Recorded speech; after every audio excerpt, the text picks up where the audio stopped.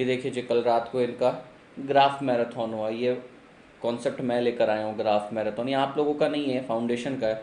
तो लगभग रात भर बैठ के इनसे 80-85 ग्राफ बनवाए डिटेल में, आराम से, धीरे धीरे। इधर भी हैं, तो पूरा सिलेबस ग्राफिकल फॉर्मेट में। तो भैया अपने जूनियर्स को भी ज़रूर बोलिएगा।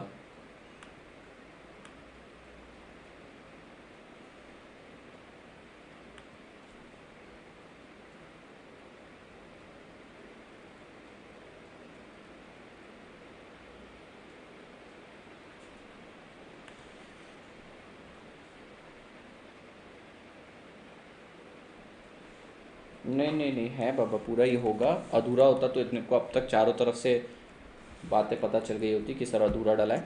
वो है, टुकड़ों में है, मैं जानता हूँ, इट्स इन पार्ट्स, उसी को कंबाइन करवाया मैंने। It's in parts. Sir audio notes, बेटा मैंने एक सिंगल मैसेज ड्राफ्ट किया है, ठीक है। आज शाम को मैंने कचरा भी साफ कर दिया है पूरा, टेलीग्राम से जितना भी था। और आज शाम को नहीं, आज रात को आपको ना एक सिंगल मैसेज, पिंड मैसेज मिलेगा, ऊपर पिन किया हुआ रहेगा। उस मैसेज बहुत बड़ा मैसेज रहेगा, उसमें कम से कम 20 से 25 लिंक रहेगी। Chapter by chapter revision, additional lecture, product कहाँ से लेना, मैराथन, मैराथन के बाद मैराथन के नोट्स, ऑडियो, जितने भी ऑडियो लेक्चर्स हैं हर एक के आपको वहाँ पे मिल जाएंगे। बस आपको क्लिक करने की देरी है, ठीक है। तो वो मैं इसलिए बना रहा हूँ, कल करके आपको शेयर करने में भी आसान रहेगी। तो वो जो मैसेज है वो डेली अपडेट होगा, वो ऑटोमेटिकली अपडेट होता जाएगा। मैं उसको हमेशा एडिट करके अपडेट कर दूंगा, और वो पिन रहेगा, हमेशा उसको ओपन करके देख लेना। कल रात को मैंने फाउंडेशन के लिए बनाया, आज मैं आपके लिए बना दूंगा। नहीं, चैप्टर 1 के नहीं है, चैप्टर 1 का नहीं है मेरे पास। चैप्टर 1 का रिकॉर्ड नहीं कर पाया मैं, किसी रीज़न से करप्ट हो गई वो फाइल मेरे पास से। चैप्टर 1 का देख लीजिए, चैप्टर 1 ईजी है। चैप्टर 1 के मैं आपको पुराने वाले 2 घंटे के दे सकता हूँ, अभी का 1 घंटे का जो नहीं बना पाया मैं आपको 2 घंटे का दे दूंगा।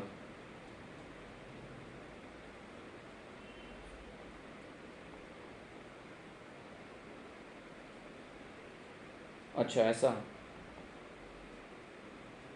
ग्राफ वाले नहीं आते, आएंगे, मैं 2 क्वेश्चन करवा दूंगा आपको ग्राफ के। चलिए स्टार्ट करते हैं। Shubham, hello.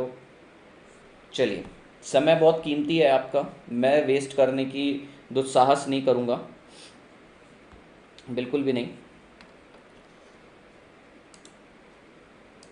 Okay guys, so now this is lecture number 2 of our question bank discussion.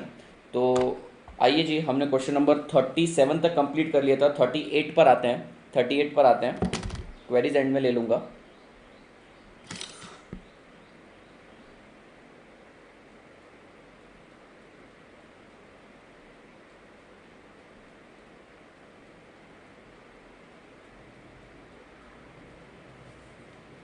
Good evening.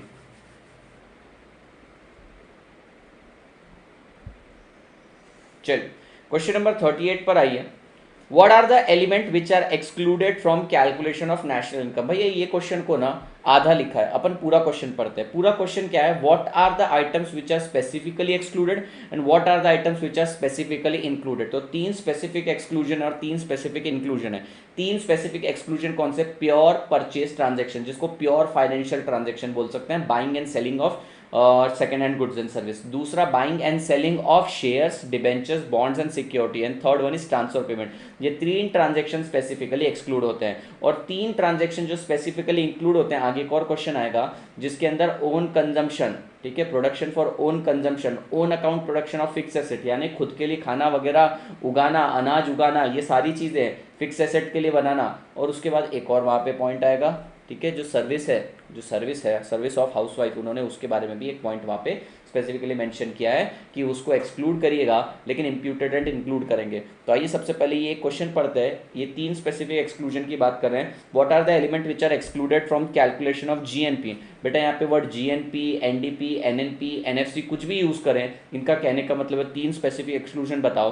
पहला है प्योर परचेज ट्रांजेक्शन, जिसको प्योर फाइनेंशियल ट्रांजेक्शन बोल सकते हैं, जिसका मतलब क्या होता है, buying and selling of second hand goods and services.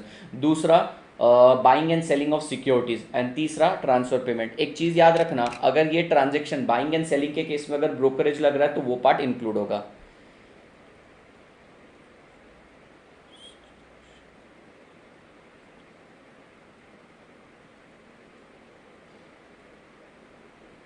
Module के और पास्ट ईयर के सब हैं, मॉड्यूल के हैं, पास्ट ईयर के हैं, सब हैं। इनफैक्ट पास्ट ईयर के जितने कितने एग्जाम हुए, 4 ही एग्जाम हुए हैं, 4 के 4 एग्जाम के क्वेश्चन इसी के अंदर से आगे पीछे से आ जाते हैं। अब आप आरटीपी और एमटीपी उठा के देखेंगे तो उसके अंदर लैंग्वेज बड़ी अजीब रहती है, ठीक है, तो वो आपको लैंग्वेज फॉलो नहीं करनी है। ये लैंग्वेज मैंने कहीं से नहीं उठाई है, इंस्टीट्यूट की बुक आप ओपन करके देख सकते हैं, वहाँ से ली है। जिसको बोलते हैं pure financial transaction.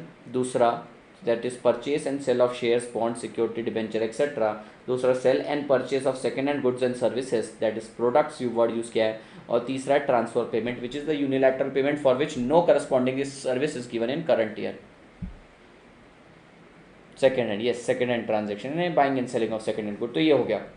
Distinguish between nominal GDP and real GDP, draw the basis of distinction between GDP current and constant price. तो बेटा ये और क्वेश्चन है, या तो क्वेश्चन ऐसा पूछा जा सकता है आपको, या तो ऐसा पार्ट पूछा जा सकता है, या तो ये।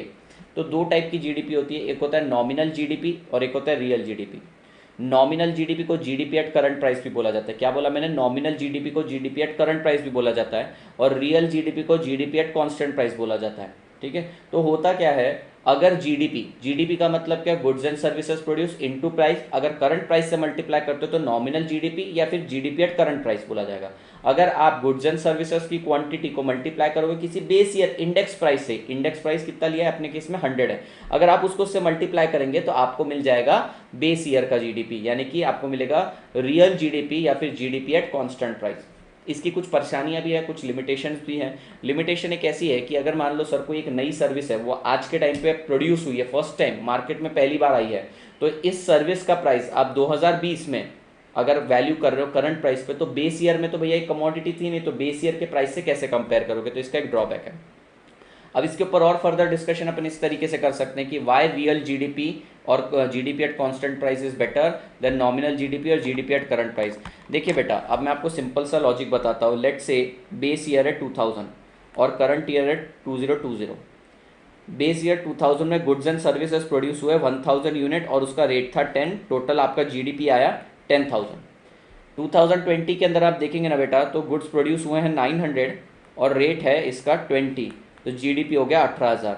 So if you compare GDP at current price, you will see that GDP यहाँ पर ज़्यादा दिख रही है, but this GDP is not account on, this GDP is not because of actual increase in production, it is because of the increase in price। तो ये reason है real GDP को ज़्यादा कंसिडर किया जाता है। रियल जीडीपी क्या करता है सर? वो एक्चुअल गुड्स एंड सर्विसेज पे फोकस करता है। अब एक सवाल आएगा सर, नॉमिनल जीडीपी को रियल जीडीपी में कैसे कन्वर्ट किया जाएगा? It's very simple.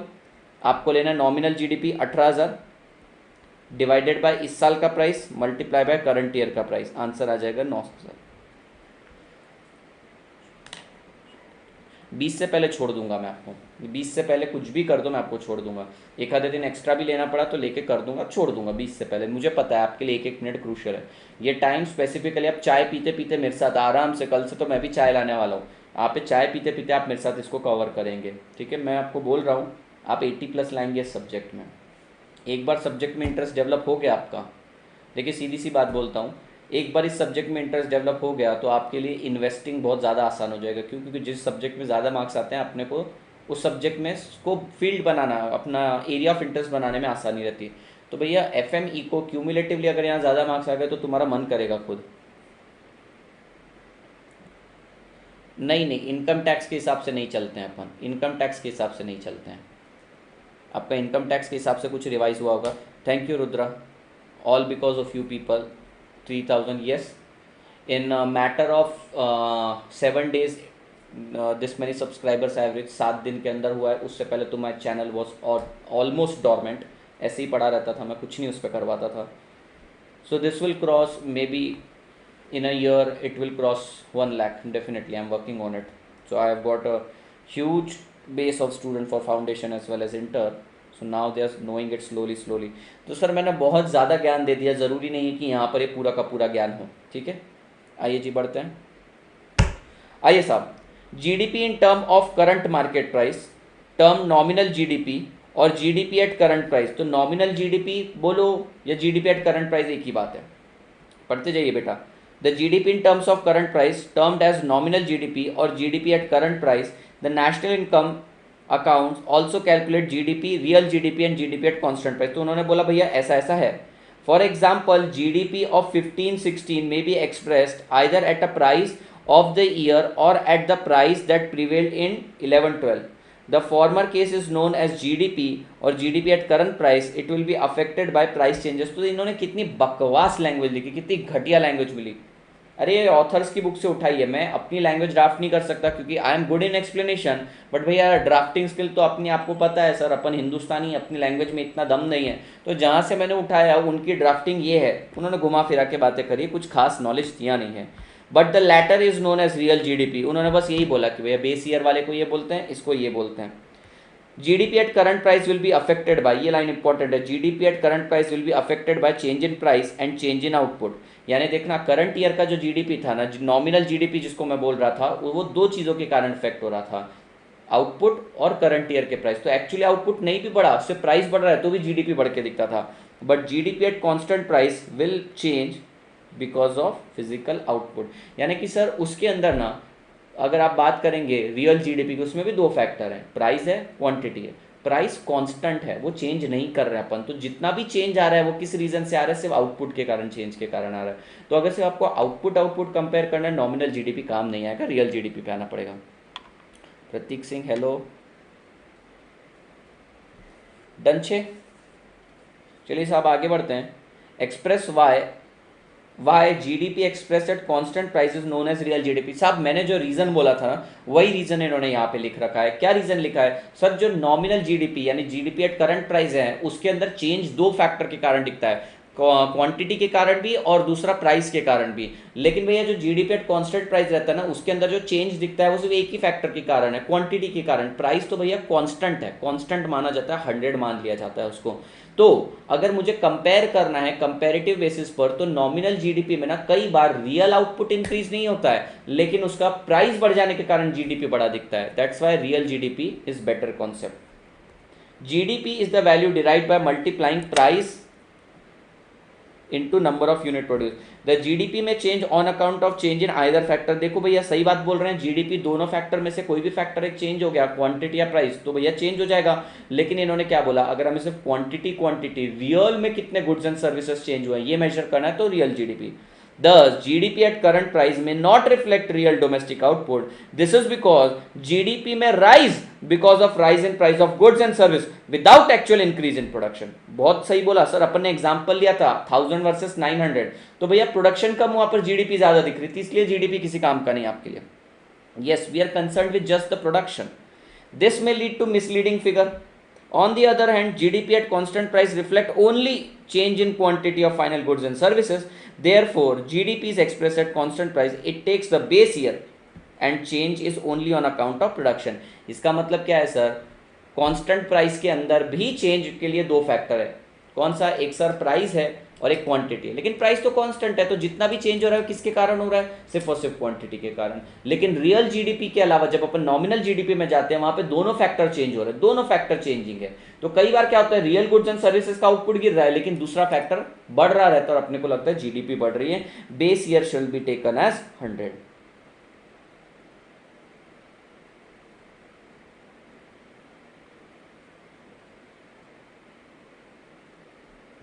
करना है बेटा, समय नहीं मिलता, समय नहीं मिलता, मैं आपको बोल रहा हूँ, इतना लोड है, स्टाफ काम करने को नहीं आता, स्टाफ सीधा मना कर देता है, बोलता है सर घर से करेंगे, work from home. Work from home में प्रोडक्टिविटी नहीं है उनकी बेटा, वर्क फ्रॉम होम 18-18 घंटे हो रहा है, मेरा तो 18-18 घंटे हो रहा है। तो मेरे को आप देखिए, आप थंबनेल देखेंगे इसका, अभी अगर आप इसका थंबनेल देखेंगे तो आपको जुगाड़ दिखेगा। पिछला ही थंबनेल उठाया, पैच लगा दिया, उस पर 2 चिपका दिया मैंने। समय नहीं मिलता सेट, क्या करें। वो तो दया हो आप लोगों सबकी, कृपा है आप सभी लोगों की, स्टूडेंट्स की, कि काफ़ी स्टूडेंट्स मेरा काम करके दे देते हैं। जैसे मैं रात को ग्रुप पे डाल देता हूँ कि भैया थंबनेल भेज दो, कोई मुझे बना के दे देते हैं, कर देते हैं। बाकी तकलीफ तो है सर। नॉमिनल और रियल का एग्जैक्ट डेफिनेशन फॉर्मूला। नॉमिनल का भैया बहुत सिंपल है। नॉमिनल यानी कि क्वांटिटी, ऊपर लिखा था वैसे quantity into price, but current quantity and current price. और बेस वाले का क्या है सर? बेस का है क्वांटिटी इनटू बेस प्राइस, यहाँ पे प्राइस करंट। बस जीडीपी का मतलब क्या होता है? Price into quantity, price into quantity. Quantity तो भैया जो साल की है वो साल की लेना, प्राइस अगर करंट का लिया तो current GDP at current price, और बेस ईयर का प्राइस लिया तो इसको बोला जाता है कांस्टेंट प्राइस। अच्छा जी, हाँ नो, आज जो दिख रहा है सबको सब बोल रहे हैं। आइए सर, एक एक क्वेश्चन है, अब अगले 6-7 क्वेश्चन इसी के बेसिस पर सॉल्व करेंगे। हमें ये टेबल पढ़ना है, ठीक है, हमें बस ये टेबल पढ़ना है, ध्यान दीजिए। फिर उसके बाद अपन सारे के सारे क्वेश्चन सॉल्व करेंगे। सबसे पहले बेटा आपको क्या लेना पड़ता है, मैं आपको बताने वाला हूँ कि अब हम private income, personal income and personal disposable income निकालेंगे। बहुत सिंपल कॉन्सेप्ट है, प्रैक्टिकल में भी काम आएगा, उसके थियोरटिकल क्वेश्चन में भी काम आएगा। भैया अपने को private income, personal income and personal disposable income निकालनी है। सबसे पहले शुरुआत करनी पड़ेगी नेशनल इनकम से। National income is known as NNPFC. अब मुझे चाहिए प्राइवेट इनकम, नेशनल इनकम में से प्राइवेट इनकम चाहिए, यानी नेशनल इनकम में से मुझे सिर्फ प्राइवेट पार्ट चाहिए। तो मुझे क्या करना पड़ेगा, गवर्नमेंट को हटाना पड़ेगा। तो मैं क्या करूंगा, नेशनल इनकम लूंगा, लेस करूंगा गवर्नमेंट के जो प्रॉफिट टेकिंग एंटरप्राइज है, गवर्नमेंट के जो नॉन डिपार्टमेंटल सेविंग और ये सेक्टर्स हैं, यानी कि सर कुछ ऐसे डिपार्टमेंट रहते हैं जो प्रॉफिट टेकिंग एक्टिविटी करते हैं, भेल, गेल, सेल, ओएनजीसी, आईओएल, ये सारी, आईओसीएल, ये सारी, ओएनजीसी, ये सब इनकी बात कर रहे हैं। उसके अलावा सर कुछ गवर्नमेंट के रेवेन्यू डिपार्टमेंट हो गए, आईटी डिपार्टमेंट हो गया, पीडब्ल्यूडी डिपार्टमेंट हो गया, और भी बहुत सारे डेवलपमेंट डिपार्टमेंट है, सबको हटा दो। अपने को पूरी नेशनल इनकम में से गवर्नमेंट को हटाना है, तो स्लोगन ये याद रखो, गवर्नमेंट को हटाना है, ठीक है। ऐड करना, ऐड करना, ध्यान से सुनना मेरी बात बेटा, ये दो चीजें लेस कर दी, ऐड करना इंटरेस्ट ऑन नेशनल डेट। क्यों sir, interest on national debt is treated as transfer payment, इस पे डिबेट होता है, लेकिन आपको मानना है interest on debt, interest on national debt. Interest on national debt का मतलब क्या होता है, आपने गवर्नमेंट को पैसा दिया है उधार, गवर्नमेंट को वेलफेयर की जरूरत थी, ठीक है, वेलफेयर करना था, उसको पैसे की जरूरत थी, तो उसने आपसे लिया पैसा उधार, उसके बदले वो आपको देती है इंटरेस्ट। तो भैया मान लिया कि एक ट्रांसफर पेमेंट है, मान लेते हैं हम एक ट्रांसफर पेमेंट है, पर अभी हम प्राइवेट सेक्टर की इनकम निकाल रहे हैं, प्राइवेट सेक्टर यानी आदित्य शर्मा और सभी लोगों की इनकम निकाल रहे हैं। तो हमने क्या किया, नेशनल इनकम लिया, नेशनल इनकम में से गवर्नमेंट को हटा दिया, लेकिन गवर्नमेंट से मिलने वाला इनकम तो आदित्य शर्मा की इनकम है, तो interest on national debt add कर दिया, ऐड कर दिया net transfer payment from rest of the world, add कर दिया net transfer payment from government, आपको मिल गई प्राइवेट इनकम। ये एक फॉर्मूला है, फॉर्मेट है, स्ट्रक्चर है, ढांचा है, फ्रेमवर्क है, आपको इसी तरीके से याद करना पड़ेगा। सबसे पहले बेटा स्टार्ट करेंगे एनएनपीएफसी से, लेस कर देंगे इसके अंदर income from property and entrepreneurship accruing to government commercial enterprises, यानी गवर्नमेंट के प्रॉफिट टेकिंग एंटरप्राइज। फिर savings of non departmental enterprises like revenue department, IT department, police department, police department को अर्निंग्स होती नहीं है वैसे, वो तो सर्विस पार्ट में जाता है, तो भी उसको हटा देना।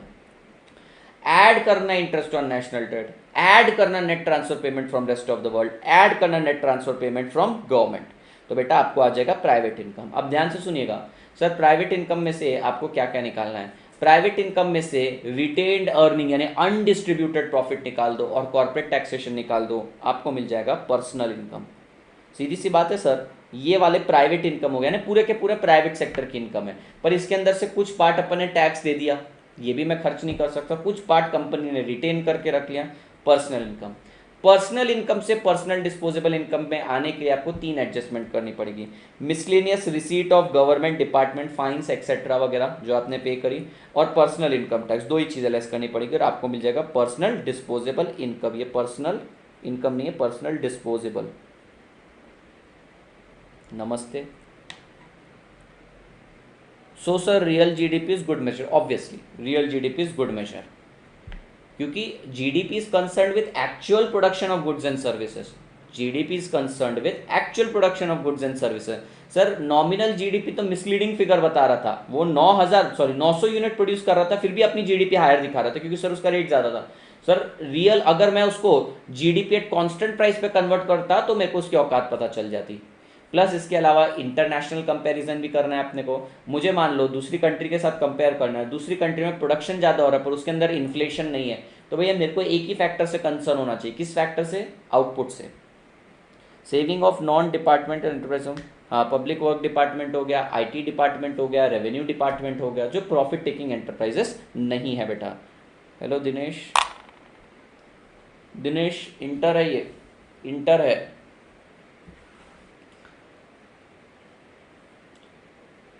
Transfer payment in case of private income, transfer payment ऊपर ही ऐड कर दिए ना अपन ने, नेट ट्रांसफर पेमेंट ऐड कर दिए ना, अब ऊपर ऐड हो गए हैं, इसको एक एक तरह से एग्जांपल लो बेटा, ये कंप्यूटेशन ऑफ टोटल इनकम जैसा है।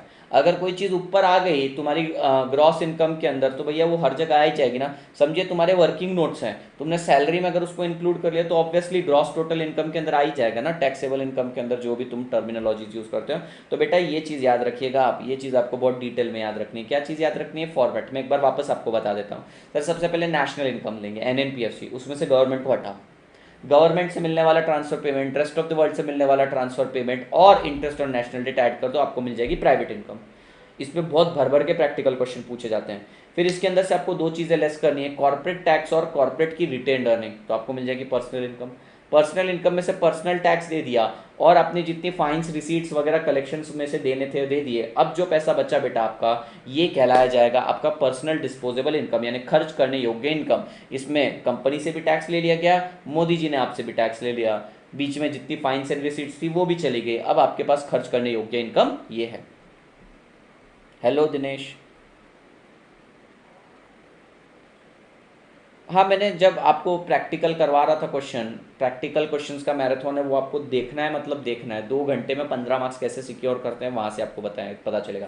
तो वहाँ पे मैंने बोला था ये डिबेटेबल पॉइंट है, वो डिबेटेबल पॉइंट है कि भैया इंस्टीट्यूट ने भी बोल दिया उसको तुम एक तरह से ट्रांसफर पेमेंट की तरह लो, लेकिन इंस्टीट्यूट ने साथ ही साथ लिखा एक जगह एक्सेप्शन में कि भैया ये डिबेटेबल पॉइंट है, इंटरेस्ट और नेशनल डेट। अब सीधी सी बात है, तुम जरा सोचो ट्रांसफर पेमेंट कैसे हो सकता है? मैंने गवर्नमेंट को पैसा दिया उधार, ठीक है, मैंने उसको एक सर्विस दी है, मैंने उसको अपना एक कैपिटल दिया है बेटा, मैंने उसको एक कैपिटल दिया है, फॉरबियरेंस हुआ है मेरे साथ। फॉरबियरेंस मतलब क्या सर? मैंने सहन किया है कि मैंने मेरे पास की लिक्विडिटी गवर्नमेंट को दे दी है, तो सर मैंने थोड़ा टाइम सेक्रीफाइस किया है, तो sacrifice is kind of service, मैं सेक्रीफाइस कर रहा हूँ। जैसे आपने जीएसटी या और भी जगह पढ़ा होगा फॉरबियरेंस के नाम पर भी आपको पैसा मिलता है, तो भैया वो किया है हमने, हमने हमारा पैसा गवर्नमेंट को उठा के दिया है, तो इसको यूनिलैटरल ट्रांसफर कैसे कह सकते हैं, यूनिलैटरल पेमेंट कैसे कह सकते हैं? यही पैसा अगर मैं बैंक में डालता, बैंक भी तो उससे प्रोडक्टिव एक्टिविटी कर रही है और उससे मिलने वाला इंटरेस्ट मेरी नेशनल इनकम में आप इनकम मेथड के हिसाब से इंक्लूड करते हो।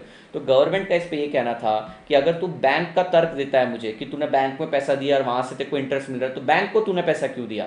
मैंने बोला मेरे को इन्वेस्ट करना था। अच्छा, बैंक ने आगे क्या किया? मैंने बोला बैंक ने आगे लेंड किया लोगों को और कमाया, हमने थोड़ी। फिर गवर्नमेंट बोलती है हमने आगे थोड़ी इसको लेंड करके कमाया, हमने तो वेलफेयर किया, तो welfare is a unilateral payment. तो ये डिबेट चालू हो गया, तो हमारी इंस्टीट्यूट ने क्या बोला, दोनों पॉइंट लिख दिए, लेकिन प्रैक्टिकल सॉल्व करते टाइम इन्होंने बोला कि भाई इंटरेस्ट और नेशनल डेट इधर आएगा।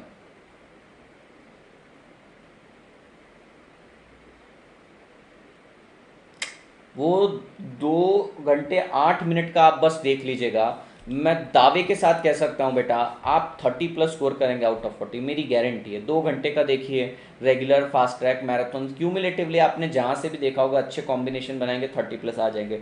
रेगुलर वाला तो कम से कम एक्सपेक्ट करके चले। अब देख लो क्वेश्चन पूछे, what do you mean by private income? बता सकते हैं सर एनएनपीएफसी में से 5 एलिमेंट लेस होते हैं, पर्सनल इनकम प्राइवेट इनकम के अंदर से वो 2 एलिमेंट लेस होते हैं, और personal disposable income personal income में से दो एलिमेंट और लेस होने पर पर्सनल डिस्पोजेबल इनकम आ जाएगा। इन शॉर्ट ये टेबल, तो ये टेबल मैंने आपको बता दिया, प्रैक्टिकली भी इंपॉर्टेंट है।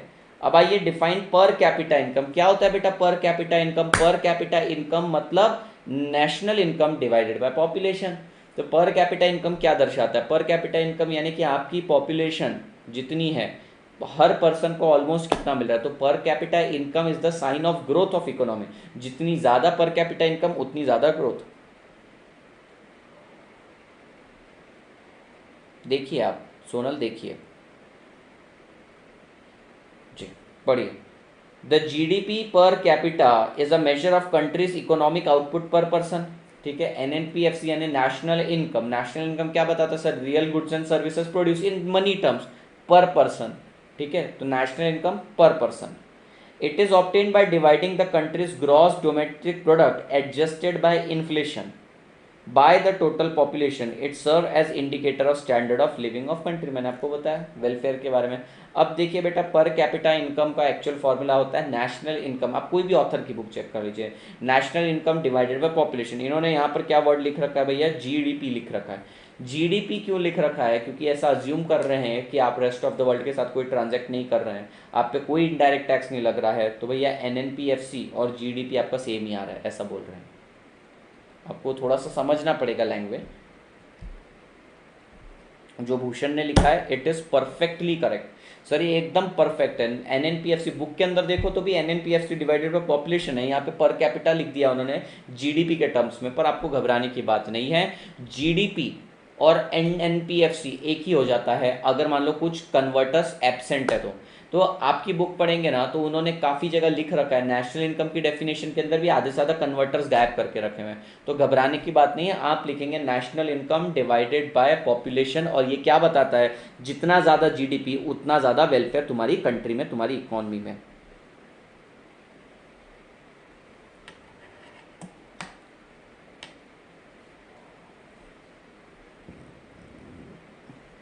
बेटा नेक्स्ट क्वेश्चन बता सकते हो, पर्सनल इनकम और पर्सनल डिस्पोजेबल इनकम में डिफरेंस क्या है?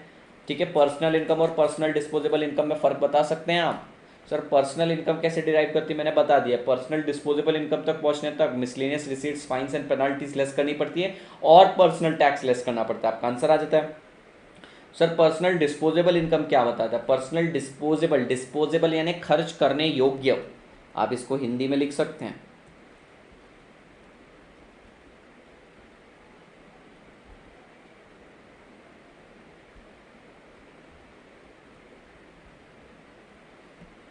खर्च करने योग्य इनकम जो आपकी रहती है। The personal income is the measure of actual current income receipt of a person from all source. Personal income यानी कि भैया total income. Personal disposable, disposable personal income is what is available for consumption और saving. Sir खर्च करने योग्य या फिर saving करने योग्य जो इनकम रहती है।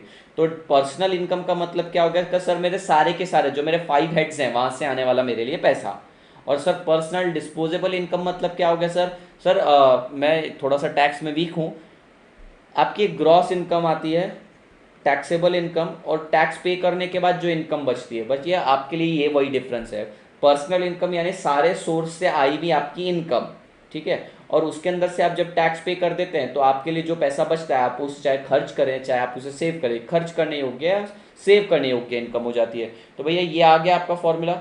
कौन सा? अपन ये वाले क्वेश्चन पे defined personal income. Personal income क्या भैया? Income from all sources. आपको पता है सोर्सेस कितने आते हैं? Receipt from all sources. और डिस्पोजेबल मतलब एक ऐसा पैसा जो आप खर्च कर सकते हैं या सेव कर सकते हैं।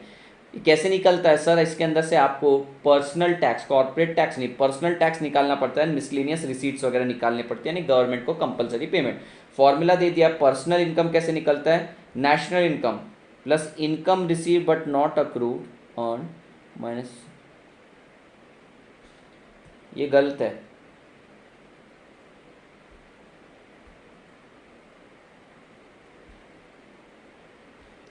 ये मत लिखिएगा। ऊपर आपको पर्सनल इनकम का इन्होंने फॉर्मूला दे रखा है। पर्सनल इनकम कैसे निकलता है sir? National income, national income, या फिर आप सीधा का सीधा स्टार्ट कर सकते हैं प्राइवेट इनकम से। मैं आपको नेशनल इनकम से बताता हूँ। नेशनल इनकम माइनस गवर्नमेंट के दो, ऐड करना दो ट्रांसफर पेमेंट, ऐड करना interest on national debt, private income. Private income के बाद दो चीज़ें चली जाएगी आपकी, undistributed profit and corporate taxation आ जाएगा आपका पर्सनल इनकम। इसमें से दो चीज़ें लेस करनी है आपको, personal income tax and government को दिया जाने वाला compulsory payment, miscellaneous receipt, taxes and fines etcetera. Tax भरने के पे, हाँ अब टैक्स सिर्फ आपको याद रहेगा, टैक्स के साथ कुछ गवर्नमेंट को कंपलसरी पेमेंट करने पड़ते हैं, वो भी जैसे सारे प्रॉपर्टी टैक्स हो गया, जिस घर में आप रहते हैं, घर पट्टी बोलते हैं महाराष्ट्र में इसको, घर पट्टी बोलते हैं, सुना होगा कुछ लोगों ने, घर पट्टी बोला जाता है। डिफाइन प्राइवेट इनकम, बेटा प्राइवेट इनकम भी आप डिफाइन कर सकते हो, इनकी लैंग्वेज के साथ एग्जैक्ट मैच करना हमारा सेंस नहीं है। प्राइवेट इनकम हम बता सकते हैं कैसे आएगा, national income plus sum of transfer payment received and subtracting the property income from government department and profit of government enterprise. तो वही बताया था, लेकिन सर इन्होंने इंटरेस्ट ऑन नेशनल डेट को भूल गए and net transfer payment from rest of the world को भी भूल गए। अगर आप उसको भी यूज करोगे तो आपका आंसर परफेक्ट आएगा। इन्होंने दो ही चीज़ें लेस करी, क्या भैया? एक तो वो गवर्नमेंट वाला और ऐड कर दिया ट्रांसफर पेमेंट, दो एलिमेंट और भूल गए, रेस्ट ऑफ द वर्ल्ड का और आपका इंटरेस्ट ऑन नेशनल डेट। तो भैया ऊपर का टेबल याद रखेंगे, प्रैक्टिकल के लिए भी इंपॉर्टेंट है, ये वाले छोटे छोटे क्वेश्चन भी हो जाएंगे।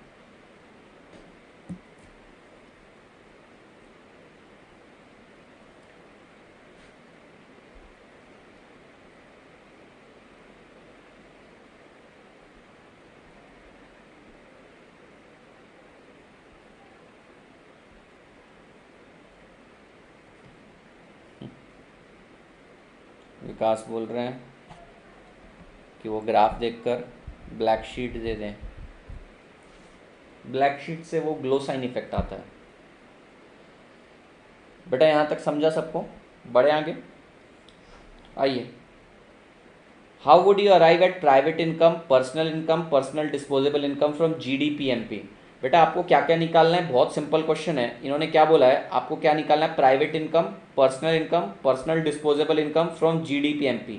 भैया मुझे इतना याद है, private income, personal income and personal disposable income NNPFC से निकलता है, और इन्होंने मुझे दिया है GDP-MP। तो पहले मुझे ग्रॉस को नेट करना पड़ेगा माइनस डेप्रिसिएशन करके, डोमेस्टिक को नेशनल करना पड़ेगा, ऐड करना पड़ेगा NFIA, और मार्केट प्राइस से फैक्टर कॉस्ट पे जाना पड़ेगा, लेस करना पड़ेगा नेट इनडायरेक्ट टैक्स।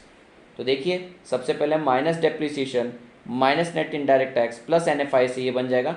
उसके बाद तो बेटा private income, personal disposable income तो कचरा है। तो ना ही अभी ये अकेडमी, ना ही बेटा अब ये नंबर 7410134858, ये है मेरा नया नंबर। ओके, हुआ कैसे हुआ, हो गया क्या सर? हमने कहाँ तक कर लिया? ओके,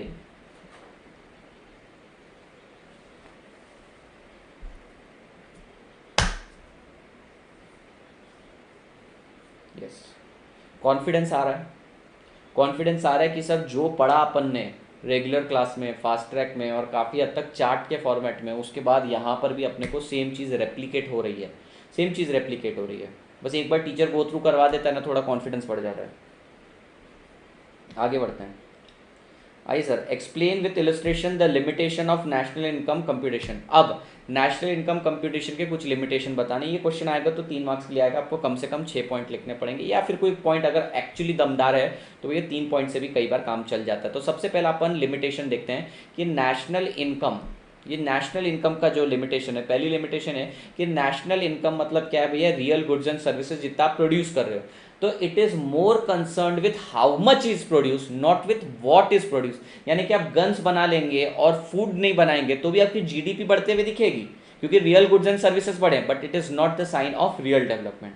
दूसरा प्रॉब्लम सर, इनकम डिस्ट्रीब्यूशन। ऐसा हो सकता है GDP बढ़ रहा है, पर सर हो सकता है GDP कॉन्सेंट्रेटेड है, अंबानी ही अमीर हो रहे हैं, बाकी के लोग गरीब होते जा रहे हैं, तो भैया इनकम भी अनइवनली डिस्ट्रीब्यूटेड हो सकती है। तीसरा, अगर GDP आपकी बढ़ रही है on account of polluted environment, employment of child labour, pollution, तो ये कोई रियल GDP ग्रोथ का साइन नहीं है।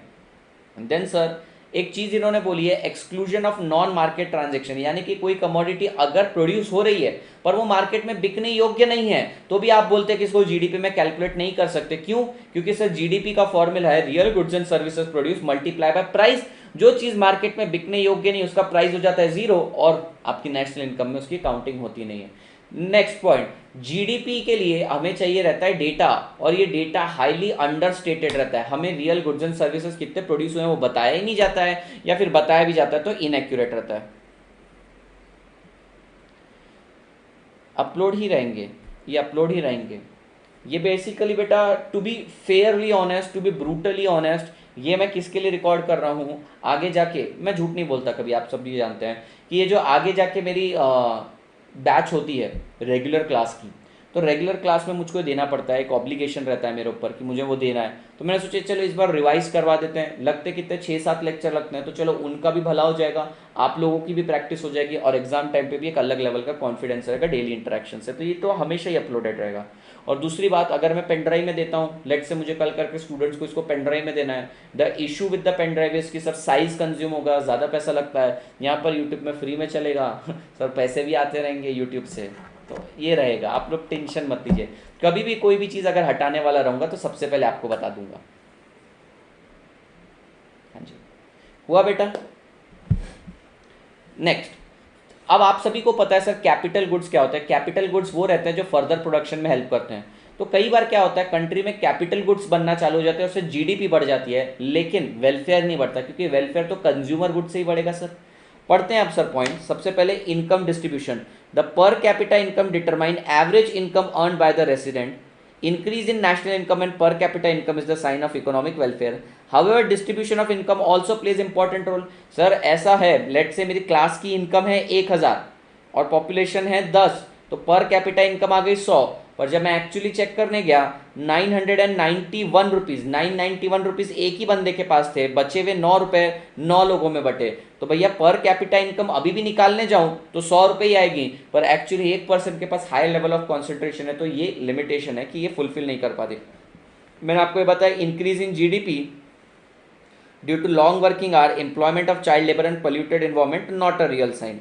हाउ मच इज प्रोड्यूस, इस पे फोकस है, व्हाट इज प्रोड्यूस पे फोकस नहीं है।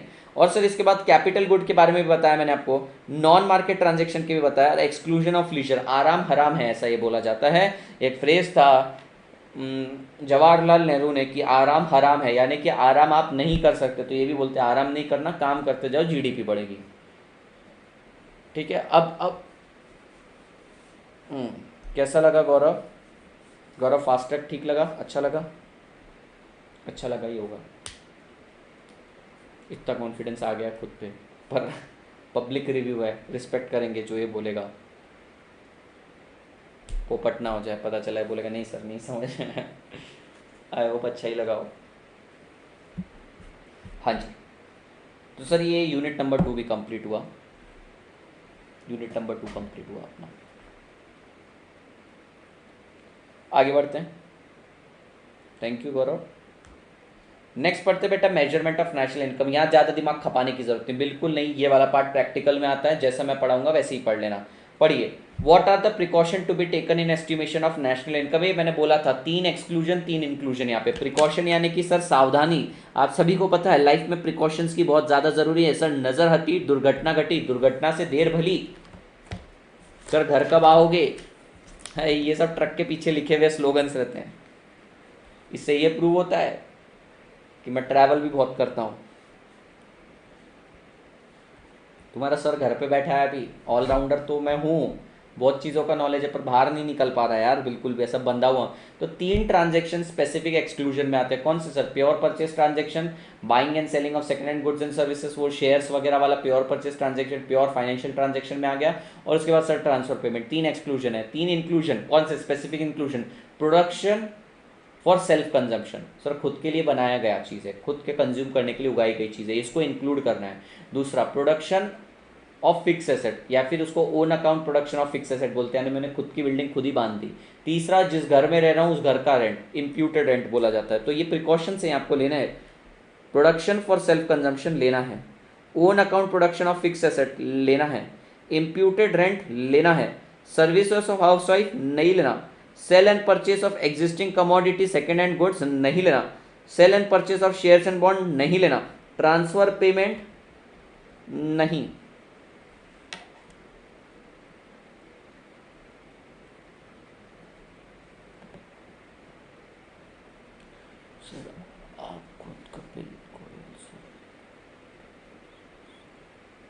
Thank you.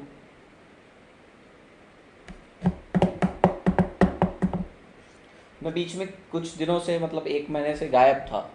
आप बोलते होंगे सर सडनली इतना तूफान आ रहे हैं। काफ़ी लोगों ने मेरे चैनल के वो जो सब्सक्राइब बेल आइकन है ना बंद कर दिया। क्यों?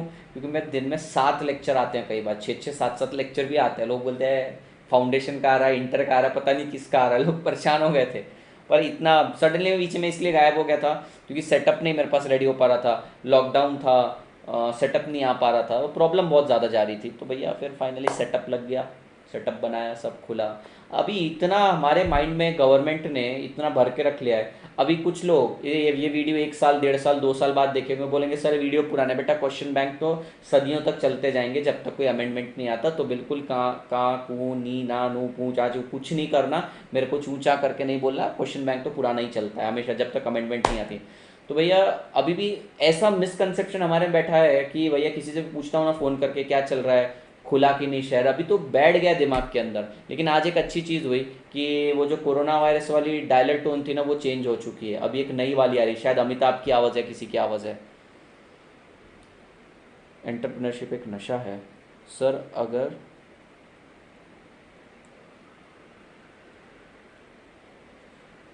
हाँ, तो इसको प्रोडक्शन फॉर सेल्फ कंजम्पशन बोला जाएगा। अरे कंजम्पशन मतलब ज़रूरी नहीं खाना कि बाल काट के खाना ज़रूरी है, उसने प्रोडक्शन फॉर सेल्फ कंजम्पशन किया, वो आएगा इसके अंदर। अरे तुम जिस घर में रह रहे हो, जो खुद का घर है, उसका भी रेंट इंक्लूड करने के लिए बोल रहे हैं, तो बार बार खुद को सर्विस दे रहा है। वो बोल रहा है अगर बार बार खुद के बाल नहीं काटता तो दूसरे बार से कटवाता, दूसरा बार खुद के बाल नहीं काटता तो किसी और से कटवाता, तो नेशनल इनकम बढ़ती ना। अरे अगर तुम इतना अच्छे से सोच रहे हो, नेशनल इनकम में ये भी ट्रांजेक्शन लेने की सोच रहे हो, तो सबसे पहले लिमिटेशन हटाओ ना।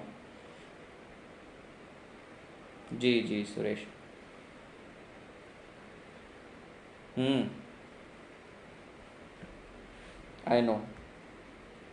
आइए sir, mixed income of self employed पढ़ते हैं। आप सभी लोग, हाँ आप, हाँ तुमसे ही बात कर रहा हूं, तुम सब लोग मिक्स्ड इनकम कैटेगरी में आने वाले हो। मिक्स्ड इनकम कैटेगरी यानी कि तुम एक ऐसी कैटेगरी में आने वाले हो जो प्योरली लेबर भी नहीं है, प्योरली एंटरप्रेन्योर भी नहीं है। यानी कि तुम्हारी इनकम के अंदर कुछ पार्ट ऑपरेटिंग सरप्लस का रहेगा, कुछ पार्ट लेबर का कंपोनेंट रहेगा। बेटा जिस दिन चार्टर्ड अकाउंटेंट बनोगे, तुम अज्यूम करते तुम जॉब नहीं करने वाले, अज्यूम करते हैं, अज्यूम जस्ट बोला मैंने, अज्यूम करते हैं कि तुम टीचिंग में आ रहे हो, या फिर अज्यूम करते हैं कि तुमने खुद का एक ऑफिस खोल लिया, तो बेटा काम भी वहाँ पे तुम खुद ही करोगे, वाउचिंग भी खुद ही करोगे, ऑडिटिंग भी खुद ही करोगे, साइन भी खुद करोगे, प्रॉफिट भी खुद ले जाओगे। तो ये जो तुम्हारी सर्विस है, ये फ्रीलांसर की सर्विस के इक्विवेलेंट ही है, पर अपने पास प्रोफेशनलिज्म है ऑब्वियसली। तो ये इस टाइप की सर्विस है जिसके अंदर लेबर कंपोनेंट भी है, ऑपरेटिंग सरप्लस भी है, तो इसको बोला जाता है मिक्स्ड इनकम। तो मिक्स्ड इनकम, तो इसके अंदर डिफिकल्ट रहता है लेबर का पार्ट कितना, कैपिटल का पार्ट कितना है।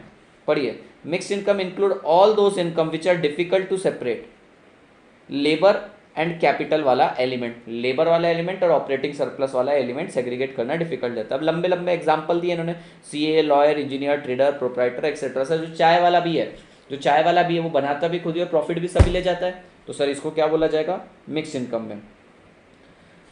अब आइए पढ़ते हैं, in sector such as agriculture, trade, transport, in underdeveloped economy including India, it is difficult to differentiate between labour component, capital component. In order to overcome the difficulty mixed income category आ गई। तो उन्होंने बताया कि government ने mixed income की category क्यों निकाली। वो बोले ना ही पूरी तरीके से लेबर है, ना ही पूरी तरीके से ऑपरेटिंग सरप्लस है, तो हम अज्यूम कर लेते हैं। तो बेटा हम क्या कर लेंगे, हम अज्यूम कर लेंगे कि ऑपरेटिंग सरप्लस और लेबर का मिक्स है, यानी कैपिटल और लेबर का मिक्स है, इसको मिक्स्ड इनकम बोला जाएगा। Again this is not the number, footer change करना पड़ेगा मेरे को, 7410134858 हर बार करना पड़ता है। एमपी एमएलए की सैलरी कहाँ जाएगी, सैलरी है ना, सैलरी कंपोनेंट तो लेबर इनकम में जाएगा ना सर, सैलरी है।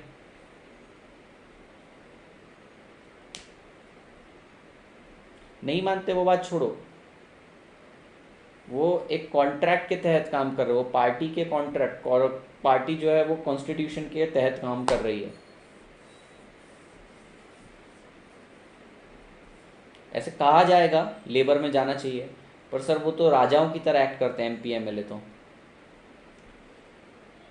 खुद के नौकर। हाँ हम खुद के नौकर है सर, मराठी में बोलूँ, चालक आणि मालक, आमीच चालक आमीच मालक, गाड़ी चलाने वाला भी मैं ही, ड्राइवर भी मैं ही, कंडक्टर भी मैं ही। चालकपन मालकपन, मालक यानी मालिक, चालक यानी चलाने वाला। What is the difference between national and domestic, बहुत सिंपल है सर। नेशनल यानी टेरिटरी रिलेटेड, सॉरी डोमेस्टिक यानी जियोग्राफिकल टेरिटरी रिलेटेड, नेशनल यानी नेशनैलिटी रिलेटेड। सर अगर मान लो मेरे इंडिया के अंदर, जो भी इंडिया, इंडिया की डेफिनेशन आप देख चुके हैं, इंडिया की डेफिनेशन यानी कि अपन ने डोमेस्टिक टेरिटरी की डेफिनेशन देख ली, जिसमें एम्बेसीज वगैरह का पॉइंट कवर कर लिया अपन ने। तो भैया सिंपल सी बात है, जो भी मेरे डोमेस्टिक टेरिटरी में बनेगा, बेटा जो भी मेरे डोमेस्टिक टेरिटरी में बनेगा, चाहे वो मेरी कंट्री का नेशनल या फिर मेरी कंट्री का नेशनल नहीं है यानी नॉन नेशनल, दोनों में से कोई भी बनाएगा, मेरे इलाके में बनाया डोमेस्टिक। और अगर मान लो मैं नॉन नेशनल को बाहर ले जाऊं और बाहर की कंट्री में हिंदुस्तानी काम कर रहा था उसको मैं ले आऊं, तो इसको बोला जाएगा national product. So domestic product is territory related, national product is nationality related. The difference between two, domestic product and national product is taken care by NFIA, net factor income from abroad, income received minus income payable। Profit भी और हम सब का प्यार भी आपका, profit भी और हम सब का प्यार भी आपका। सही है, सही है सर, सही है। नहीं नहीं बहुत ज़्यादा आजकल स्टूडेंट मेरी केयर लेते हैं, स्टूडेंट मेरा हालचाल पूछते, सर नींद हो रही है या नहीं, क्योंकि वो हैरान है स्टूडेंट की, सर 4-4 बजे से रात को 4-4 5-5 बजे रिप्लाई कर रहे हैं। पहले तो लोग बोलते थे सर कितने हार्ड वर्किंग है, सुबह 5 बजे उठ जाते हैं, बोला अरे सोया ही नहीं अब तक। ये समझ में आया डोमेस्टिक और नेशनल। अब आप लिख सकते हैं the term national refers to normal resident of a country who may be within और आउटसाइड। सर नेशनल यानी नेशनैलिटी रिलेटेड है, मेरा आदमी यहाँ पर काम कर रहा है मेरी टेरिटरी में, बाहर की टेरिटरी में, नेशनैलिटी रिलेटेड है। और डोमेस्टिक वर्ड टेरिटरी रिलेटेड है, the domestic territory and the broader concept compare to domestic.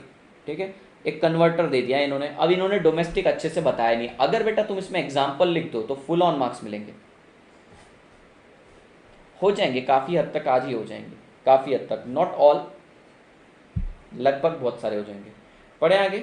How do you arrive at gross value added. बहुत सिंपल है सर, ग्रॉस वैल्यू एडेड यानी वैल्यू एडेड मेथड की बात कर रहे हैं। ठीक है, प्रोडक्शन मेथड की बात कर रहे हैं, कुछ नहीं करना है, सुनना मेरी बात। सर वैल्यू एडेड अप्रोच बहुत सिंपल है, ग्रॉस वैल्यू एडेड, ध्यान से सुनना।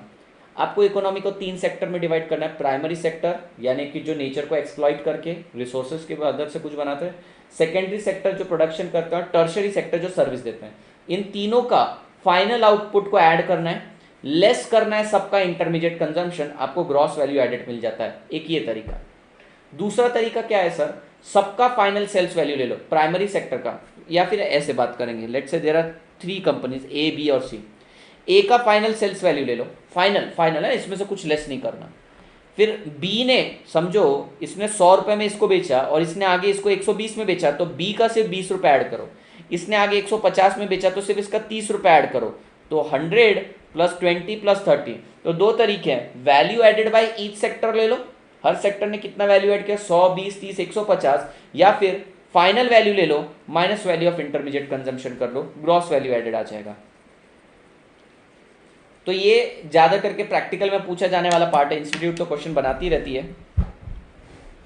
Gross value added is obtained by adding production of primary, secondary and tertiary less intermediate consumption. The value added method measures the contribution of each producing enterprise in domestic territory of a country in an accounting year and entails consolidation of production of each industry less intermediate purchase from all industries. The method shows unduplicate contribution by each factor. तो एक ही line उन्होंने 2 बार लिखी है, first और third line same ही है, उन्होंने same चीज़ बोली है। एंड में उन्होंने लिखा कि भैया लेस करने से, इंटरमीडिएट कंजम्पशन लेस करने से डुप्लीकेट नहीं हो जाता। तो भैया हमें पता है कि हम value of intermediate good side में क्यों रखते हैं, क्योंकि डबल काउंटिंग अवॉइड करने के लिए। तो इन्होंने आंसर दिया है, हम भी सेम आंसर दे सकते थे, प्राइमरी, सेकेंडरी, टर्शियरी सेक्टर के अंदर डिवाइड करो, value of intermediate consumption less कर दो। Value of intermediate consumption less करने का रीजन क्या है, डुप्लीकेट वैल्यू एलिमिनेट हो जाए।